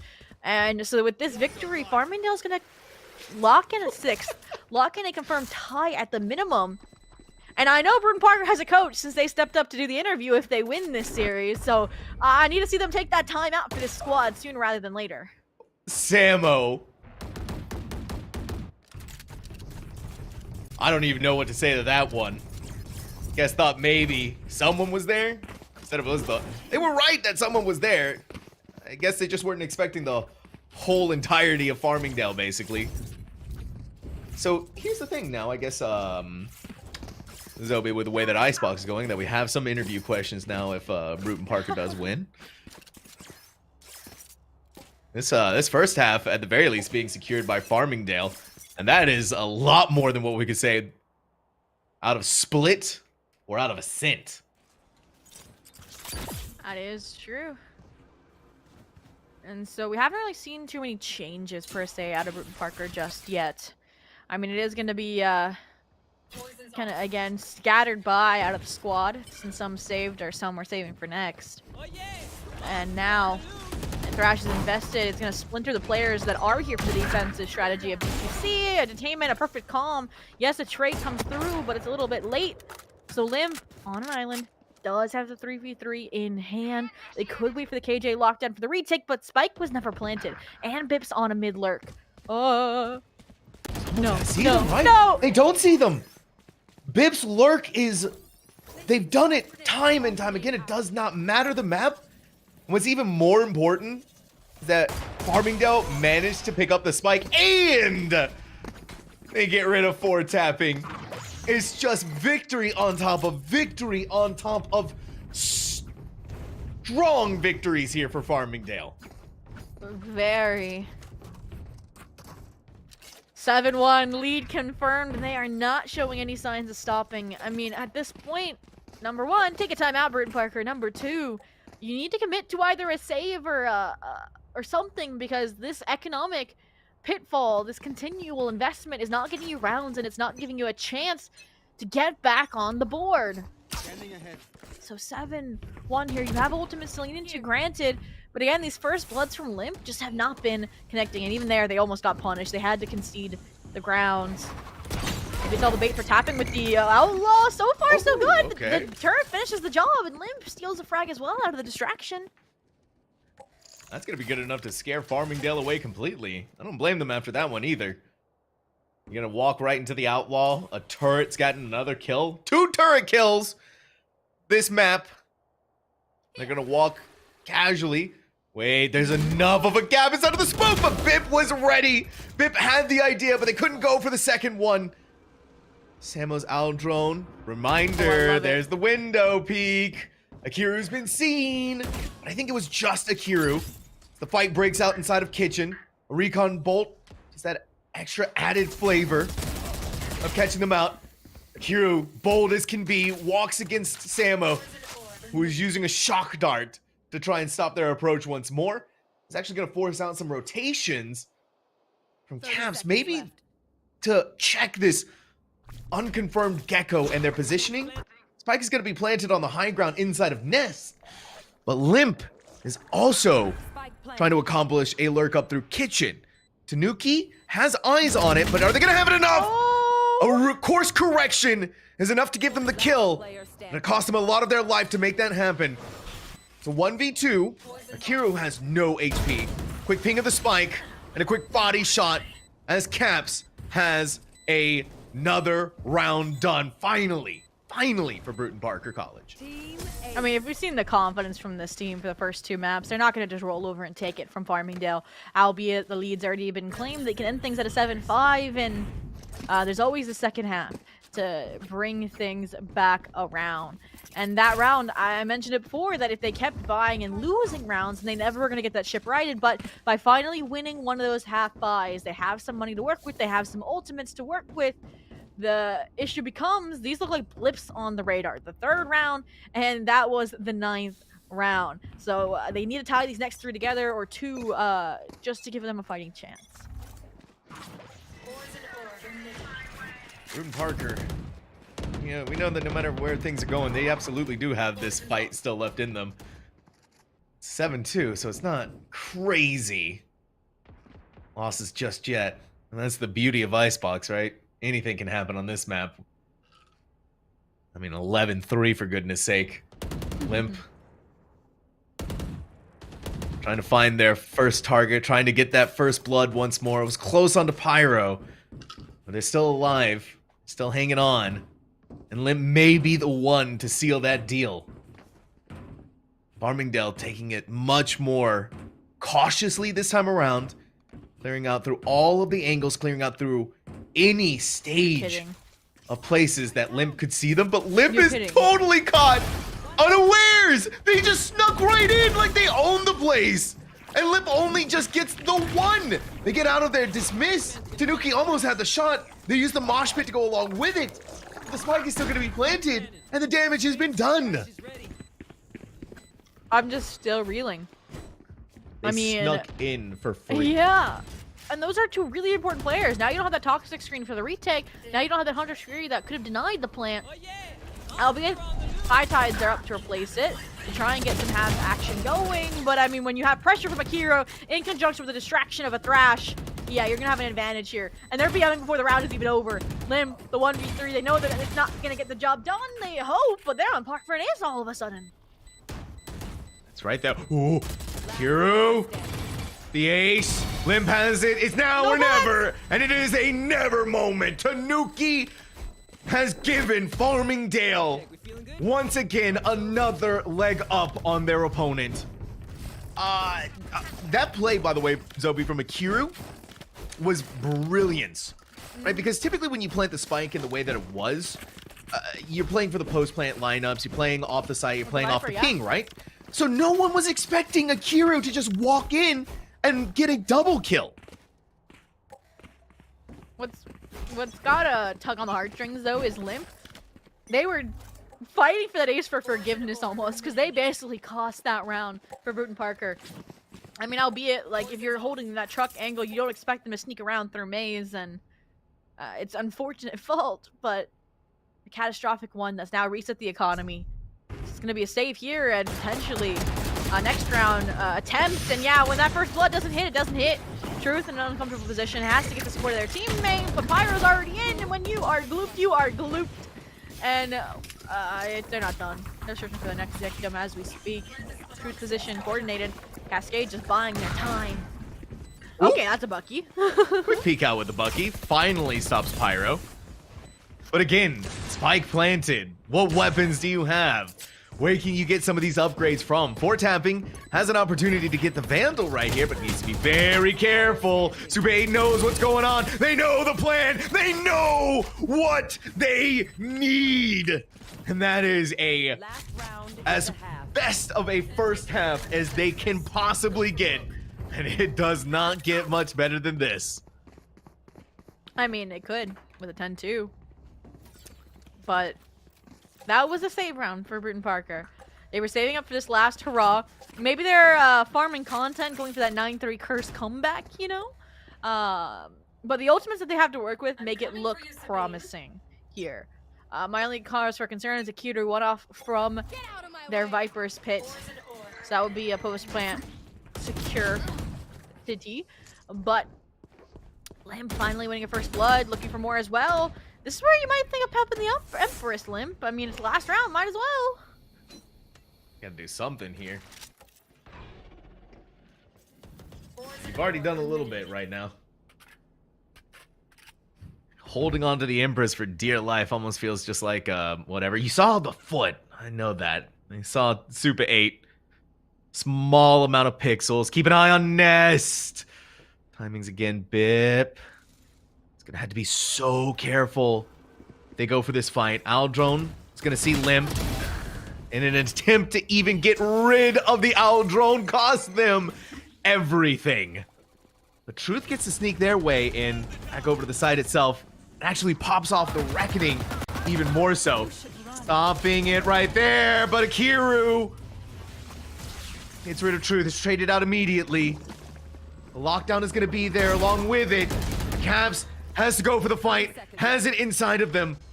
They're not going to be able to stop the spike from being picked up, nor are they going to be able to stop Tanuki from planting it. They're so desperate for it. In comes the Nano Swarm over on the other side for tapping new. The Gecko couldn't have gone too far out of range. A chance shooting through that box. And a chance that has given them, at the very least, a first half that didn't go into the double digits for Farmingdale. Yeah. 9-3 curse in full swing here. The copium alive, but I don't even know where the issue is, because you look at the frags for Brewton-Parker, they're not like atrocious compared to the frags of Farmingdale, right? So they're getting frags. It's just these rounds are so close, and Farmingdale has the win conditions pegged appropriately. So now maybe when they're on that attacking side, they can also find those win conditions to play a successful post plant. The composition, I don't want to say necessarily favors it because they don't have that jet to close space, but they can get a spike down. They're going to have a multitude of mollies there for that post plant. The KJ, the Viper, and the Soba with those shots. Again, it all falls upon Limp's shoulders. They were given the Reyna pick because of their map 1 and 2 performance. They're going to be asked to deliver upon it here, especially in this first pistol round. Ooh, these shock darts, crisp. Super 8, holding on to it for far too long. Just inherent understandings of where this team is coming from, I guess. Flicked right back over on the approach, got rid of Limp. Spike is still going to be planted, and Super 8 limping along, hemorrhaging and bleeding, but they are still in this fight for everything that they got and then some. Small pixel that Truth saw there. Be good enough to know that someone still might be on the stairway. But a wall comes up once more.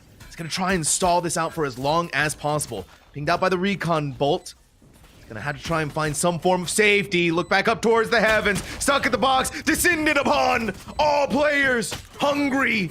Ready to feast. Samo double kill. Samo triple kill.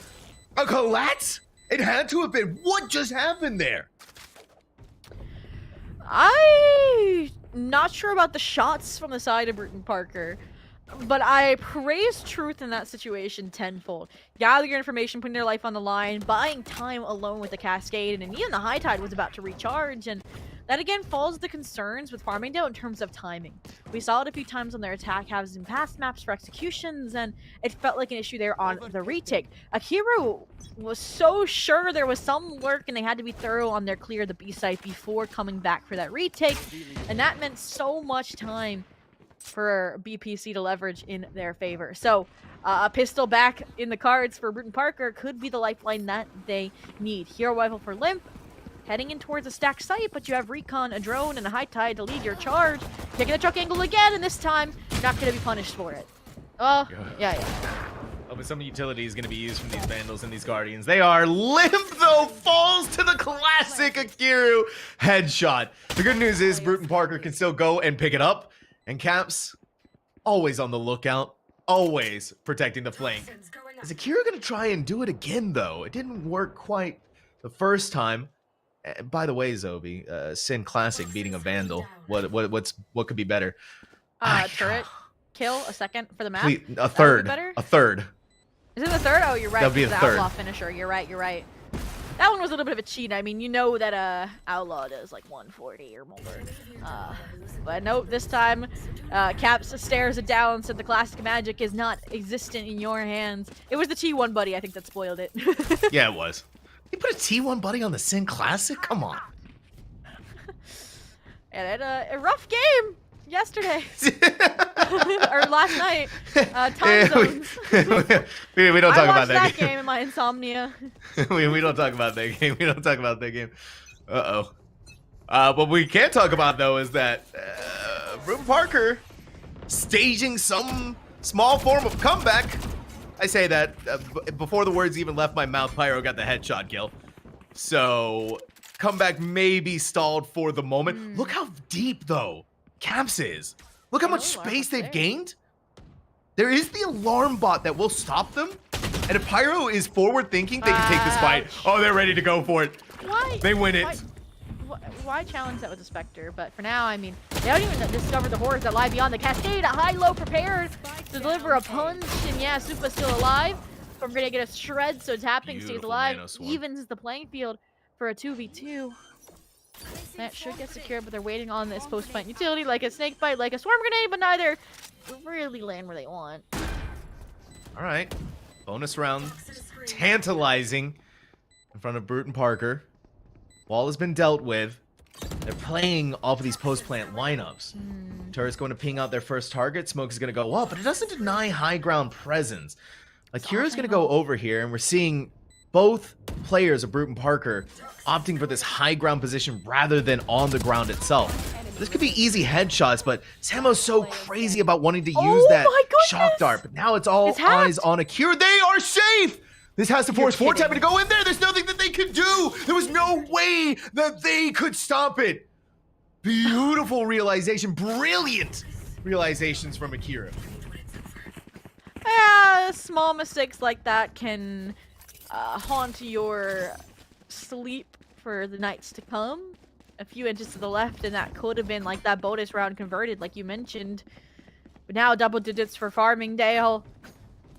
Albeit, they definitely made it hurt, so you can see the rebuy coming through. So Brewton-Parker wins this round, they still have a chance at a comeback. But I mean, 10-5 here. Again, it feels like it's hinging on if Limp gets the first blood or not. Really what it feels like a lot of the time. And that's, of course, what you want from your duelist, especially your Reyna. Right? That agent that we were talking about hinging so much on their shoulders to actually be able to land these frags, to be the one getting all of the kills, basically. They've been doing a phenomenal job at it so far, but it just hasn't had the impact that we saw from their Omen. Fort tapping on the flip side is going to be the one to secure that first blood pick off for Brewton-Parker. Truth is eventually going to get the spike planted in what I imagine is a much more advantageous position that the team can actually play for the post plant off of this time around. And yes, indeed, it is. Are they going to be happening here? Tanuki's going to win out in their duel against Limp. It's more so looking towards eliminating the rest of these pesky individuals. Good Limp trade. quick crouched with the Guardian. Ooh! Spray down, a prey down. Brewton-Parker College fighting back. The prospects of tying things up are so push and pull for this squad at this point. You're winning important rounds, but you're losing rounds you should have secured. They slip through the cracks. They slip through with simple mistakes. This round, though, it's a full save pretty much by for next for Farmingdale. And you have some surefire ultimates like a Reckoning, like a post-plant Hunter Sherry to lean into. And we talked about Samo on map 1 getting quote-unquote carried, but now they are the one trying to drag this team to the finish line. Pyro's Marshall is going to have to put in the overtime work. Especially Not with the that Bucky. Reckoning Not the super. Bucky. There's no way you're just going to walk in like that with a Bucky. No way that Brewton-Parker College is going to let you have that one. But what are these classics made of? 2 kills with a classic. That is a destructive round here if you're just thinking about that alone for Farmingdale, but it's not really destructive enough in actuality against Brewton-Parker. Yeah. 3 rounds now, and yeah, that's when a coach for Farmingdale will put a stop to that as soon as possible, while they still have a lead established when they aren't fighting from the back foot like they have been on maps 1 and 2. And look at this as well. I feel like I've seen this story unfold many a time, Sam, where a timeout comes online in conjunction with an operator added to a defensive approach. And I'm not going to lie, it's never pretty for the attacking or that receiving end. Do you think this operator is what puts Icebox to sleep, or do you think it's going to be expected by Brewton-Parker? They would have to expect that, right? It's a jet. They had enough credits for it. It's always something if you're keeping a track of the cache of the enemy that they could potentially be using. There's no excuse if you let that go untethered. And if they don't know it, and if Pyro's aim is crisp with it, and even if it's not, then you're going to find out relatively quickly. Mm-hmm. So Pyro's been having a really good game of Icebox. The operator could just continue to enhance that further. The flip side, though, is that they had a good first half of Icebox. Not so much this go around on the defensive half. The Marshall the outlaw, different kinds of weapons that we've been seeing them try and use just hasn't quite been getting the results that they were hoping for. But this operator could be the difference maker. I mean, they only won that 3rd round rifle, and since then it's been rough because it was such a close round win. Like you mentioned, they haven't been able to get those full-fledged weapons online until this point, until that operator is there. And this is a hefty investment of a lockdown, but it's all being used for our fake. Yeah, you're gonna see some storm grenades invested to keep a presence there on the A site so that the rotations don't come through.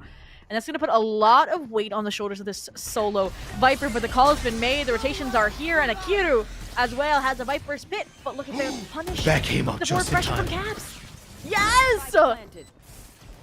Caps just walked in the opposing Viper's pit. They know that they are Viper extraordinaire. They are a headshot extraordinaire on top of that. Super 8's Hunter's Fury only gets the 1, and Limp even gets an operator out of this deal. It doesn't get much better than that, and now only 2 rounds separate these teams. We've seen some fancy opping from the members of BPC over on Split, maybe for the memes, but now it could be a first blood machine when I laid that out as the conditional for winning some of these rounds. And with this economy shattered for Farmingdale, it should be a surefire way to get another round on the board. They do have a Blade Storm, and they do have a Thrash, so anything is possible. Tanuki on this forward position. If you're not ready for it, okay, yeah, thank you for the drone. Yeah, they're just getting out of there. They're playing for their life, playing for safety. Playing very smart. You know, you don't have very many weapons. You know, you don't have very much else to go off of this with. You may even know that Limp might have an operator. And this is a special treat, too. The attack operator on a Reyna. 4-tapping. Here's the footsteps. They know someone just walked through kitchen. May be able to catch him off with the window. They see it, and they do. Pyro thought they had full reign. They thought it was all safe. And I know someone's going to be getting an earful right now. How did that happen? And this even gives 4-tapping a chance to set up their own alarm bot on the stairway leading inside of kitchen. Camps wanting to take some fights. Wanting to win some fights. Then that they are. You know, whether there was at least one more player, they're going to be able to get the pick off there on that one. Unfortunately for Limp, they're going to be a casualty in that engagement. 2v4 looking like relatively good odds for Brewton-Parker College, especially with 4-tapping getting another. Bip, though, on the flank, only a stinger in hand, and a great read here. Raid. Yeah, out of truth with the high tide up. Makes Bip even more wary for the impending fights they'll have to take. At this point, it feels like they want to do some economy damage, get some of those exit frags, maybe get the operator offline, off the table for Brewton-Parker. But none of that's going to get granted. 5 HP now. And Truth's looking to finish the job. Yeah, Truth didn't even need to see them. You just start firing and wait for them to walk into it, into their waiting arms. 4 rounds in a row now, Brewton-Parker College has gotten. 1 more round, and they tie up this map of Icebox. 3 more after that, and they win the series. And they get to go into the grand finals for their bid to the CECC Texas LAN event happening in Arlington, Texas. This is so much being layered on top of each other. And Farmingdale really should be starting to feel their backs up against the wall. I mean, I'll tell you, Sam. I'm a believer of the 9-3 curse. I saw a 9-3 turnaround yesterday. And anyone who says the 9-3 curse isn't real, it's copium. Yeah, So I think we could be seeing the unfurlings of it, but not this round. Perhaps Kiryu takes care of tapping, who's has some really big late round impact for BPC in closing these rounds out after that first blood from a Limp comes through. But for now, I mean, that was just a lurking KJ towards the B site, so it keeps the numbers sprawled for Farmingdale and allows this hit to hit that much harder. But what lurks in the unknown is an Odin with your back turned as Pyro from below, and that just puts that round to bed just like that, Sam. What? Just hold the trigger of the Odin. What's the worst that could happen, right? the worst that could happen is you don't get anything. The best that could happen, though, was what we just saw from Pyro. No one saw them. No one checked them. No one checked their corners. From Brewton-Parker happens to the best of us, Zobi. But that's something that they are going to be remembering, and they are going to be thinking about every single time now. But hey, right? Brewton-Parker got 3 rounds in their previous half. Farmingdale has another one, but they still need to get those 2 more to close out this map. And at this do it point, again? I mean, they have the read right. They're in the right position. Again, it's gonna depend on timing and the thoroughness. Oh, the Sova recon reveal is late, so that's the first blood drawn, but a trade comes out alongside the Reckoning. So numbers advantage and a Viper Spit online. No more Sova. Yeah, 4-tapping's kitchen play. Always beautiful. And they are racking up the kills, and they're about to rack up a sandwich. Oh, Cabs, you got the shorty. And just on the other side of this is Bip. They're braving their fears. They're trying to conquer. Then they see the Viper. What they don't see is the shorty. Insane levels of play here from Brewton-Parker College. Unfortunately, we've lost Zobi. Computer blue screened at just a thought of how Brewton-Parker is making their comeback be known. But it's still not over yet. It is still a series that could go in any direction, a map that can go in any direction especially. Pyro has the operator once more, looking to make it sing. They didn't get much out of it in the previous ownage that they've had it. Just to get rid of the Aldrome, they're going to fire off one of their shots. They're not deterred off of yellow. Now you're looking towards 4 tappings. And how far and how much they've garnered off of A. Tanuki's been so good about wanting to hold on here, but with Cab's loss in mid, Brewton-Parker may be feeling some of that instability. 4-tapping surprised at how much they've gotten away with, but Tanuki's play towards screen completely caught 4-tapping off guard. Now it's a 3v5. Truth is going to do a quick ping of the spike. Rather than try to play there for far too long, I'm just going to back off for the second. Samo is still here in window. They dropped down. Someone had to have heard that. Pyro needs to be ready for it. Pyro is ready for it. And the miscommunications are just all shattering across the board for Brewton-Parker College. 2 more players. Pyro sees the both of them. Pyro's ready with the operator, but Truth is ready for some action of their own. Devastating ripples. Maybe going back against Farmingdale. Time is starting to run tight. Limp is inside of kitchen. Comes down tube. They're playing it for safety. Now they can go and get the overheal on top of that. Back to full HP. Pyro has to be quick, but they cannot be. The advantage was for Farmingdale, but all it took was 2 players to send everything and turn everything on its head. The Empress is there, but they don't need it. They just need time. They just need Super 8 to fail. And Brewton-Parker is almost there, but Super 8 is not gonna let this slip through their fingers. They found the final player. They need to get it to the half. There's no more time to work with. They think it's gonna be in one direction. Limp looking over there. Limp has the kill. And Limp has a tied 11-11 map of Icebox.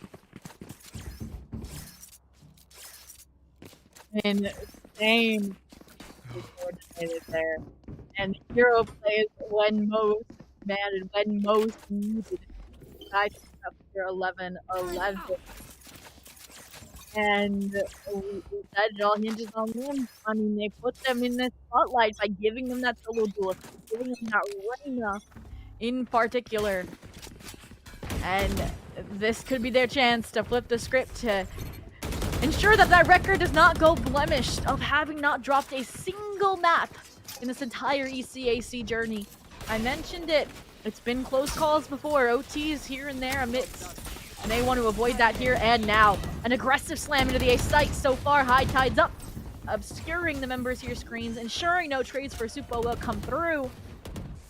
But there's still retake ultimates on the table. Lockdown. Gecko Thrash, all of these could get Farmingdale that map point so desperately needed to keep their ECAC journey alive. Strong-arming them. Strong-arming them right now. Truth up in Nest, hearing the zip line. Repositioning over towards another high ground. Limp, nary a little bit of timing. Double kill, dismiss, but instead Tanuki has the headshots.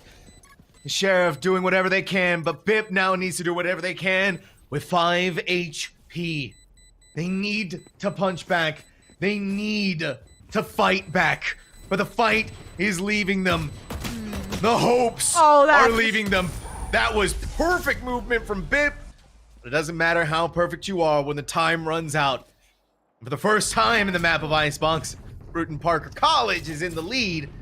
And even more pivotal, it's on match point. And I mean, now they have the lockdown. Now they have the reckoning. They have everything they need to punch their way into a site, but they've been getting sites uncontested anyways. So what I'm hoping to see is that they just recreate what they just did, but then have a reckoning towards spawn, a lockdown on site to ensure that that retake potential isn't there. And I mean, look at this counter from Farmingdale, right? It looks like they want to get aggressive. They want to search out and deny this space before it happens, but it's too fast of a rotation. They've left A site unattended minus the lockdown. And, I mean, if you're BPC, just wait it out. Yeah, there's really no worries. It's so early in this round. I mean, you still have 1 minute and 15 seconds left to do anything here. And so this lockdown was basically just like whatever. Okay. It didn't quite have the impact that I don't think that Farmingdale was looking for it to have. On the flip side, though, this lockdown is going to give Brewton-Parker the site. There's no ifs, ands, or buts about that. Yeah. The recon dart is going to be that extra safety net to make sure that no one was actually here. Spike is going to be planted. This time, though, for the high ground. Truth missed the go, though! But Limp ain't missing these shots. No way, Jose. And I mean, now Empress has been popped. Perfect timing here. Perfect forward pressure off the reckoning. It's what I asked for, and it is delivering. A dismiss into enemy territory. Further contestation from above rafters. Basupa shuts it down. Regardless, still a 2v4. It's gonna be rough, and Truth is there to deliver the final verdict. The comeback, the 9-3 curse fulfilled, and a 3-0 for Brewton-Parker College to punch their ticket into the grand finals, Sam. That was a crazy series. That was a crazy map. Farmingdale were so close that they could almost taste it, but there's no tasting today. It's all Brewton-Parker hogging the goods and running wild and rampant throughout this series, continuing their undefeated streak into the grand finals. But now they're going to have to face up against either Wichita or Columbia, both insane teams in their own right. I don't know if that streak is going to be able to continue on for much longer, Zobi. And those grand finals are definitely going to be something that we need to keep our eyes on. But for this series alone, Brewton-Parker gave us insane maps, right? The first two clearly dominated by them. And Farmingdale finally came online, but it was just at the wrong moment. It was just too late. It felt like the cards were stacked so high that however they were going to try and topple them, it needed to have been successive over and over for the reverse sweep to have happened. No, yeah. That map, I mentioned it, like that was going to be their strongest map, their peak at that point, since Bind and Sunset were kind of unknown, uncharted territory since they had only played them once or twice in their ECAC journey. Like when it's a map when it's a team like BPC who has a consistent band of Breeze versus you're a team that shifts your band based on the opponent, that's bound to happen. You expose those kind of weaknesses, and I think that's exactly what was latched onto by choosing Split early out the gate by BPC. They said, all right, we're going to take their strongest map and throw it right back at them, and it did. So that's a BPC 3-0 victory here. I'll say it, Sam, all out us. I want to say that's what we predicted. I mean, BPC is kind of sorted to win it all. They're climbing the power rankings for CVAL, for crying out loud here. And they're out for blood now against whoever will meet them in the grand finals. Exactly. We've seen this team all over the place. We've seen them in the MFH tournaments. We've obviously seen the success that they've had here at ECAC and other collegiate leagues that are happening across the country as well. And they're doing a phenomenal job, it feels like, across the board. And so we managed to grab a special interview with their coach, Krimmer, that's going to be happening after this break. So don't go anywhere. This is going to be good.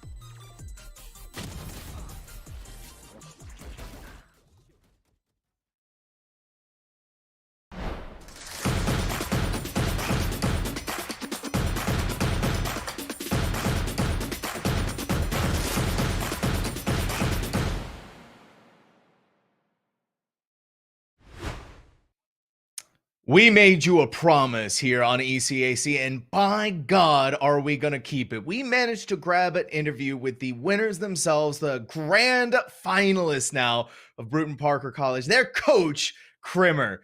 So, Krimmer, first of all, welcome. Congratulations on your win. Congratulations on the team getting into grand finals. I know you're all super excited. Am I right? Absolutely, and thank you for having me as well. Obviously, this season we sort of set our objective to be the finals, so getting here is a little bit relieving actually. Think, okay, we've got where we aimed. So next step now is winning it, right?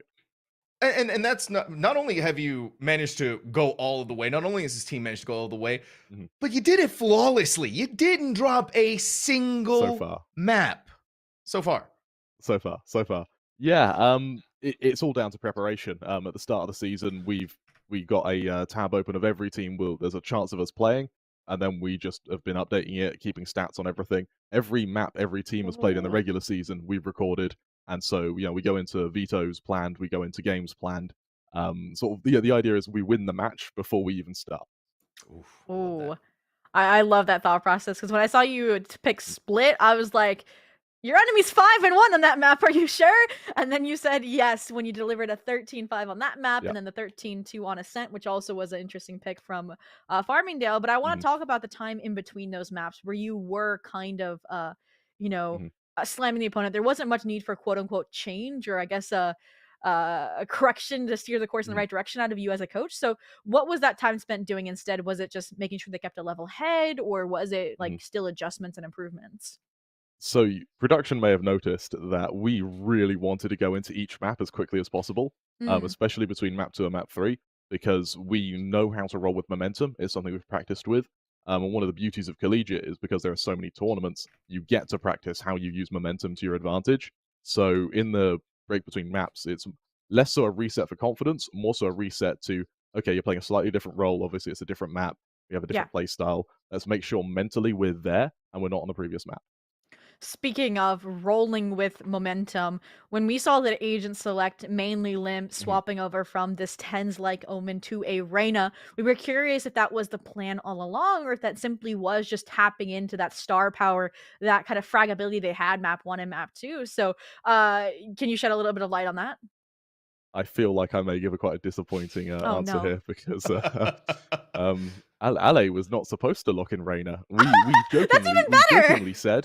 jokingly said, "Hey, do you want to run a Reyna comp? Because we figured the first 2 maps were stomps. Let's just hide our comp on Icebox for the 3rd map, and then we just play for fun, and we just run around, click on heads, and win, which is what we were doing on Ascent anyway. But Ale took it a little bit too literally, or Limp, sorry, took it a little bit too literally, and went straight to Reyna. At which point, our duelist of Truth or Jace had to pick Harbor because we realized, okay, we need a smoker.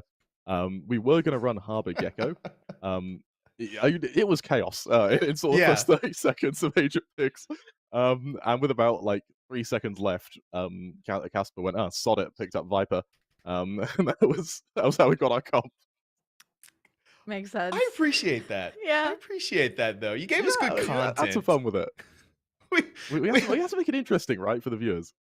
Well, we were talking a lot about that on the desk. We were like, oh, Reyna. Okay, you don't see the Reyna composition very often. The but solo sometimes Reyna. it can, the solo Reyna especially. It's like sometimes it can work, I guess. So Limp is going to have to be super aggressive. Yeah.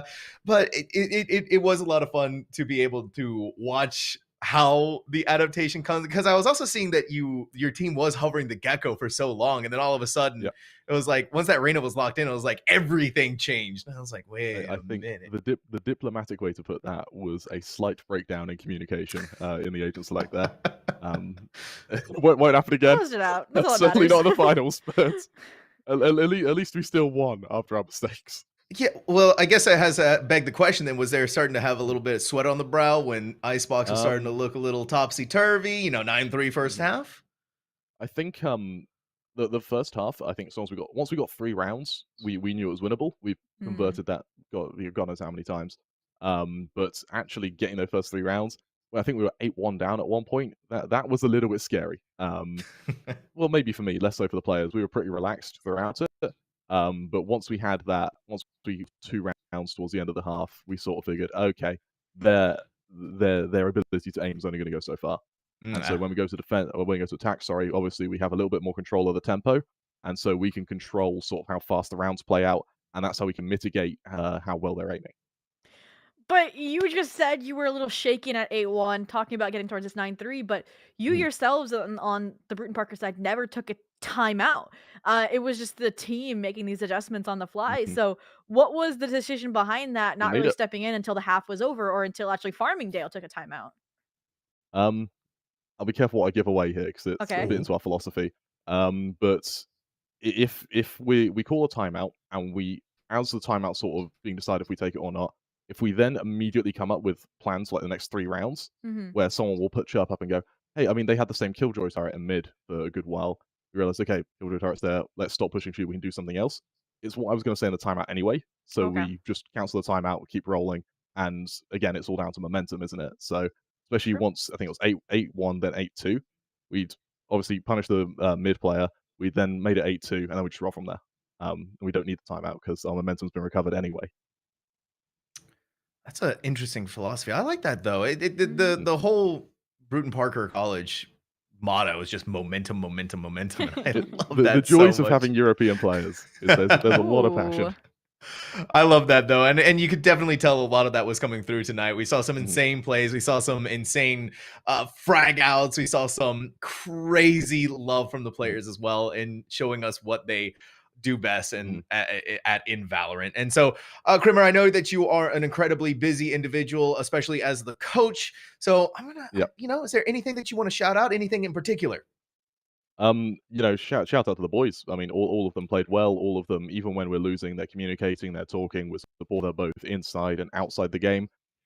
Were possible thanks to Adam Stanley and Glendon, our director and assistant director, who have helped us through a facility, helped us all move over to the US, which was a very difficult ordeal. So it would have been a nightmare without them. So massive thank you to them, and of course the guys at Brewton-Parker for making it all possible. And then of course one final thing to shout out is I'm going to Ukraine in 6 weeks. God knows if I come back. Hopefully I do. Yes. For a humanitarian run. We're trying to raise some money for medical supplies. At the moment, 25 quid's the difference between someone living and dying. It's very difficult out there, and we're just trying to do some good in the world. So, and any support for that would be amazing. Even if you don't, just continue supporting us. We appreciate it so much.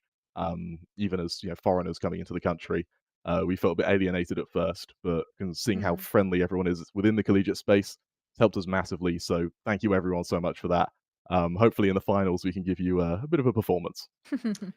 Krimmer, esports coach and a humanitarian angel out there in the world wanting to do good. I wouldn't and use that. Hey, you know what though? You're doing a lot of good out there in the world, and you're trying to make a difference. And to me, that is something to commend and something that is very awesome to see out there in the world. And so a big thank you to yourself, Krimmer, for doing this and for everything that you're trying to do to help make the world a better place. So hey, big shout out to yourself, my friend. That is awesome. Thank you. The real heroes are the guys over there. I'm just a dude at the end of the day. You are the just some dude. guy in England. I mean, the opposing There's not much else to it. The opposing team's name was their coach was W coach, but I think you proved that you are the W coach. But he's the W coach. He made his worry on Icebox. Yeah, well, thank you again for your time, and that does bring our interview segment to a close. So we hope you have a wonderful night celebrating with the team, getting ready for that grand final. Since you said the work starts now, before the videos happen. And with that as well, that does bring our ECAC Valorant coverage to a close for this week. But Sam, that's not all the ECAC action happening. Just around the corner, aka tomorrow at 7 and 8 p.m. respectively, we have the Rocket League Elite quarterfinals, followed by the Overwatch Elite quarterfinals. So multiple titles to give you a full jam-packed week of action. And I mean, I'll probably stop by just to see what's happening since I'm trying to learn those games and how they function. But I know you're involved in like Overwatch, Sam, so you probably will be excited by that. Oh, I'm very excited by Overwatch. Being able to see some of the big changes that they also have coming in the next season is very exciting. And of course, Rocket League is Rocket League. It's a staple in the esports scene. Exactly. Rocket-powered sports car. I mean, you just cannot get over that. It just doesn't get much better than that. But it does get better when we are actually able to watch it tomorrow evening. So make sure you go ahead and follow the channel and follow all of the socials, because I'm sure there are a lot of exciting announcements around the corner that you do not want to miss. I'm not leaking anything. Don't you worry, Zobi. But what I will say is that we will see all of you on the next broadcast.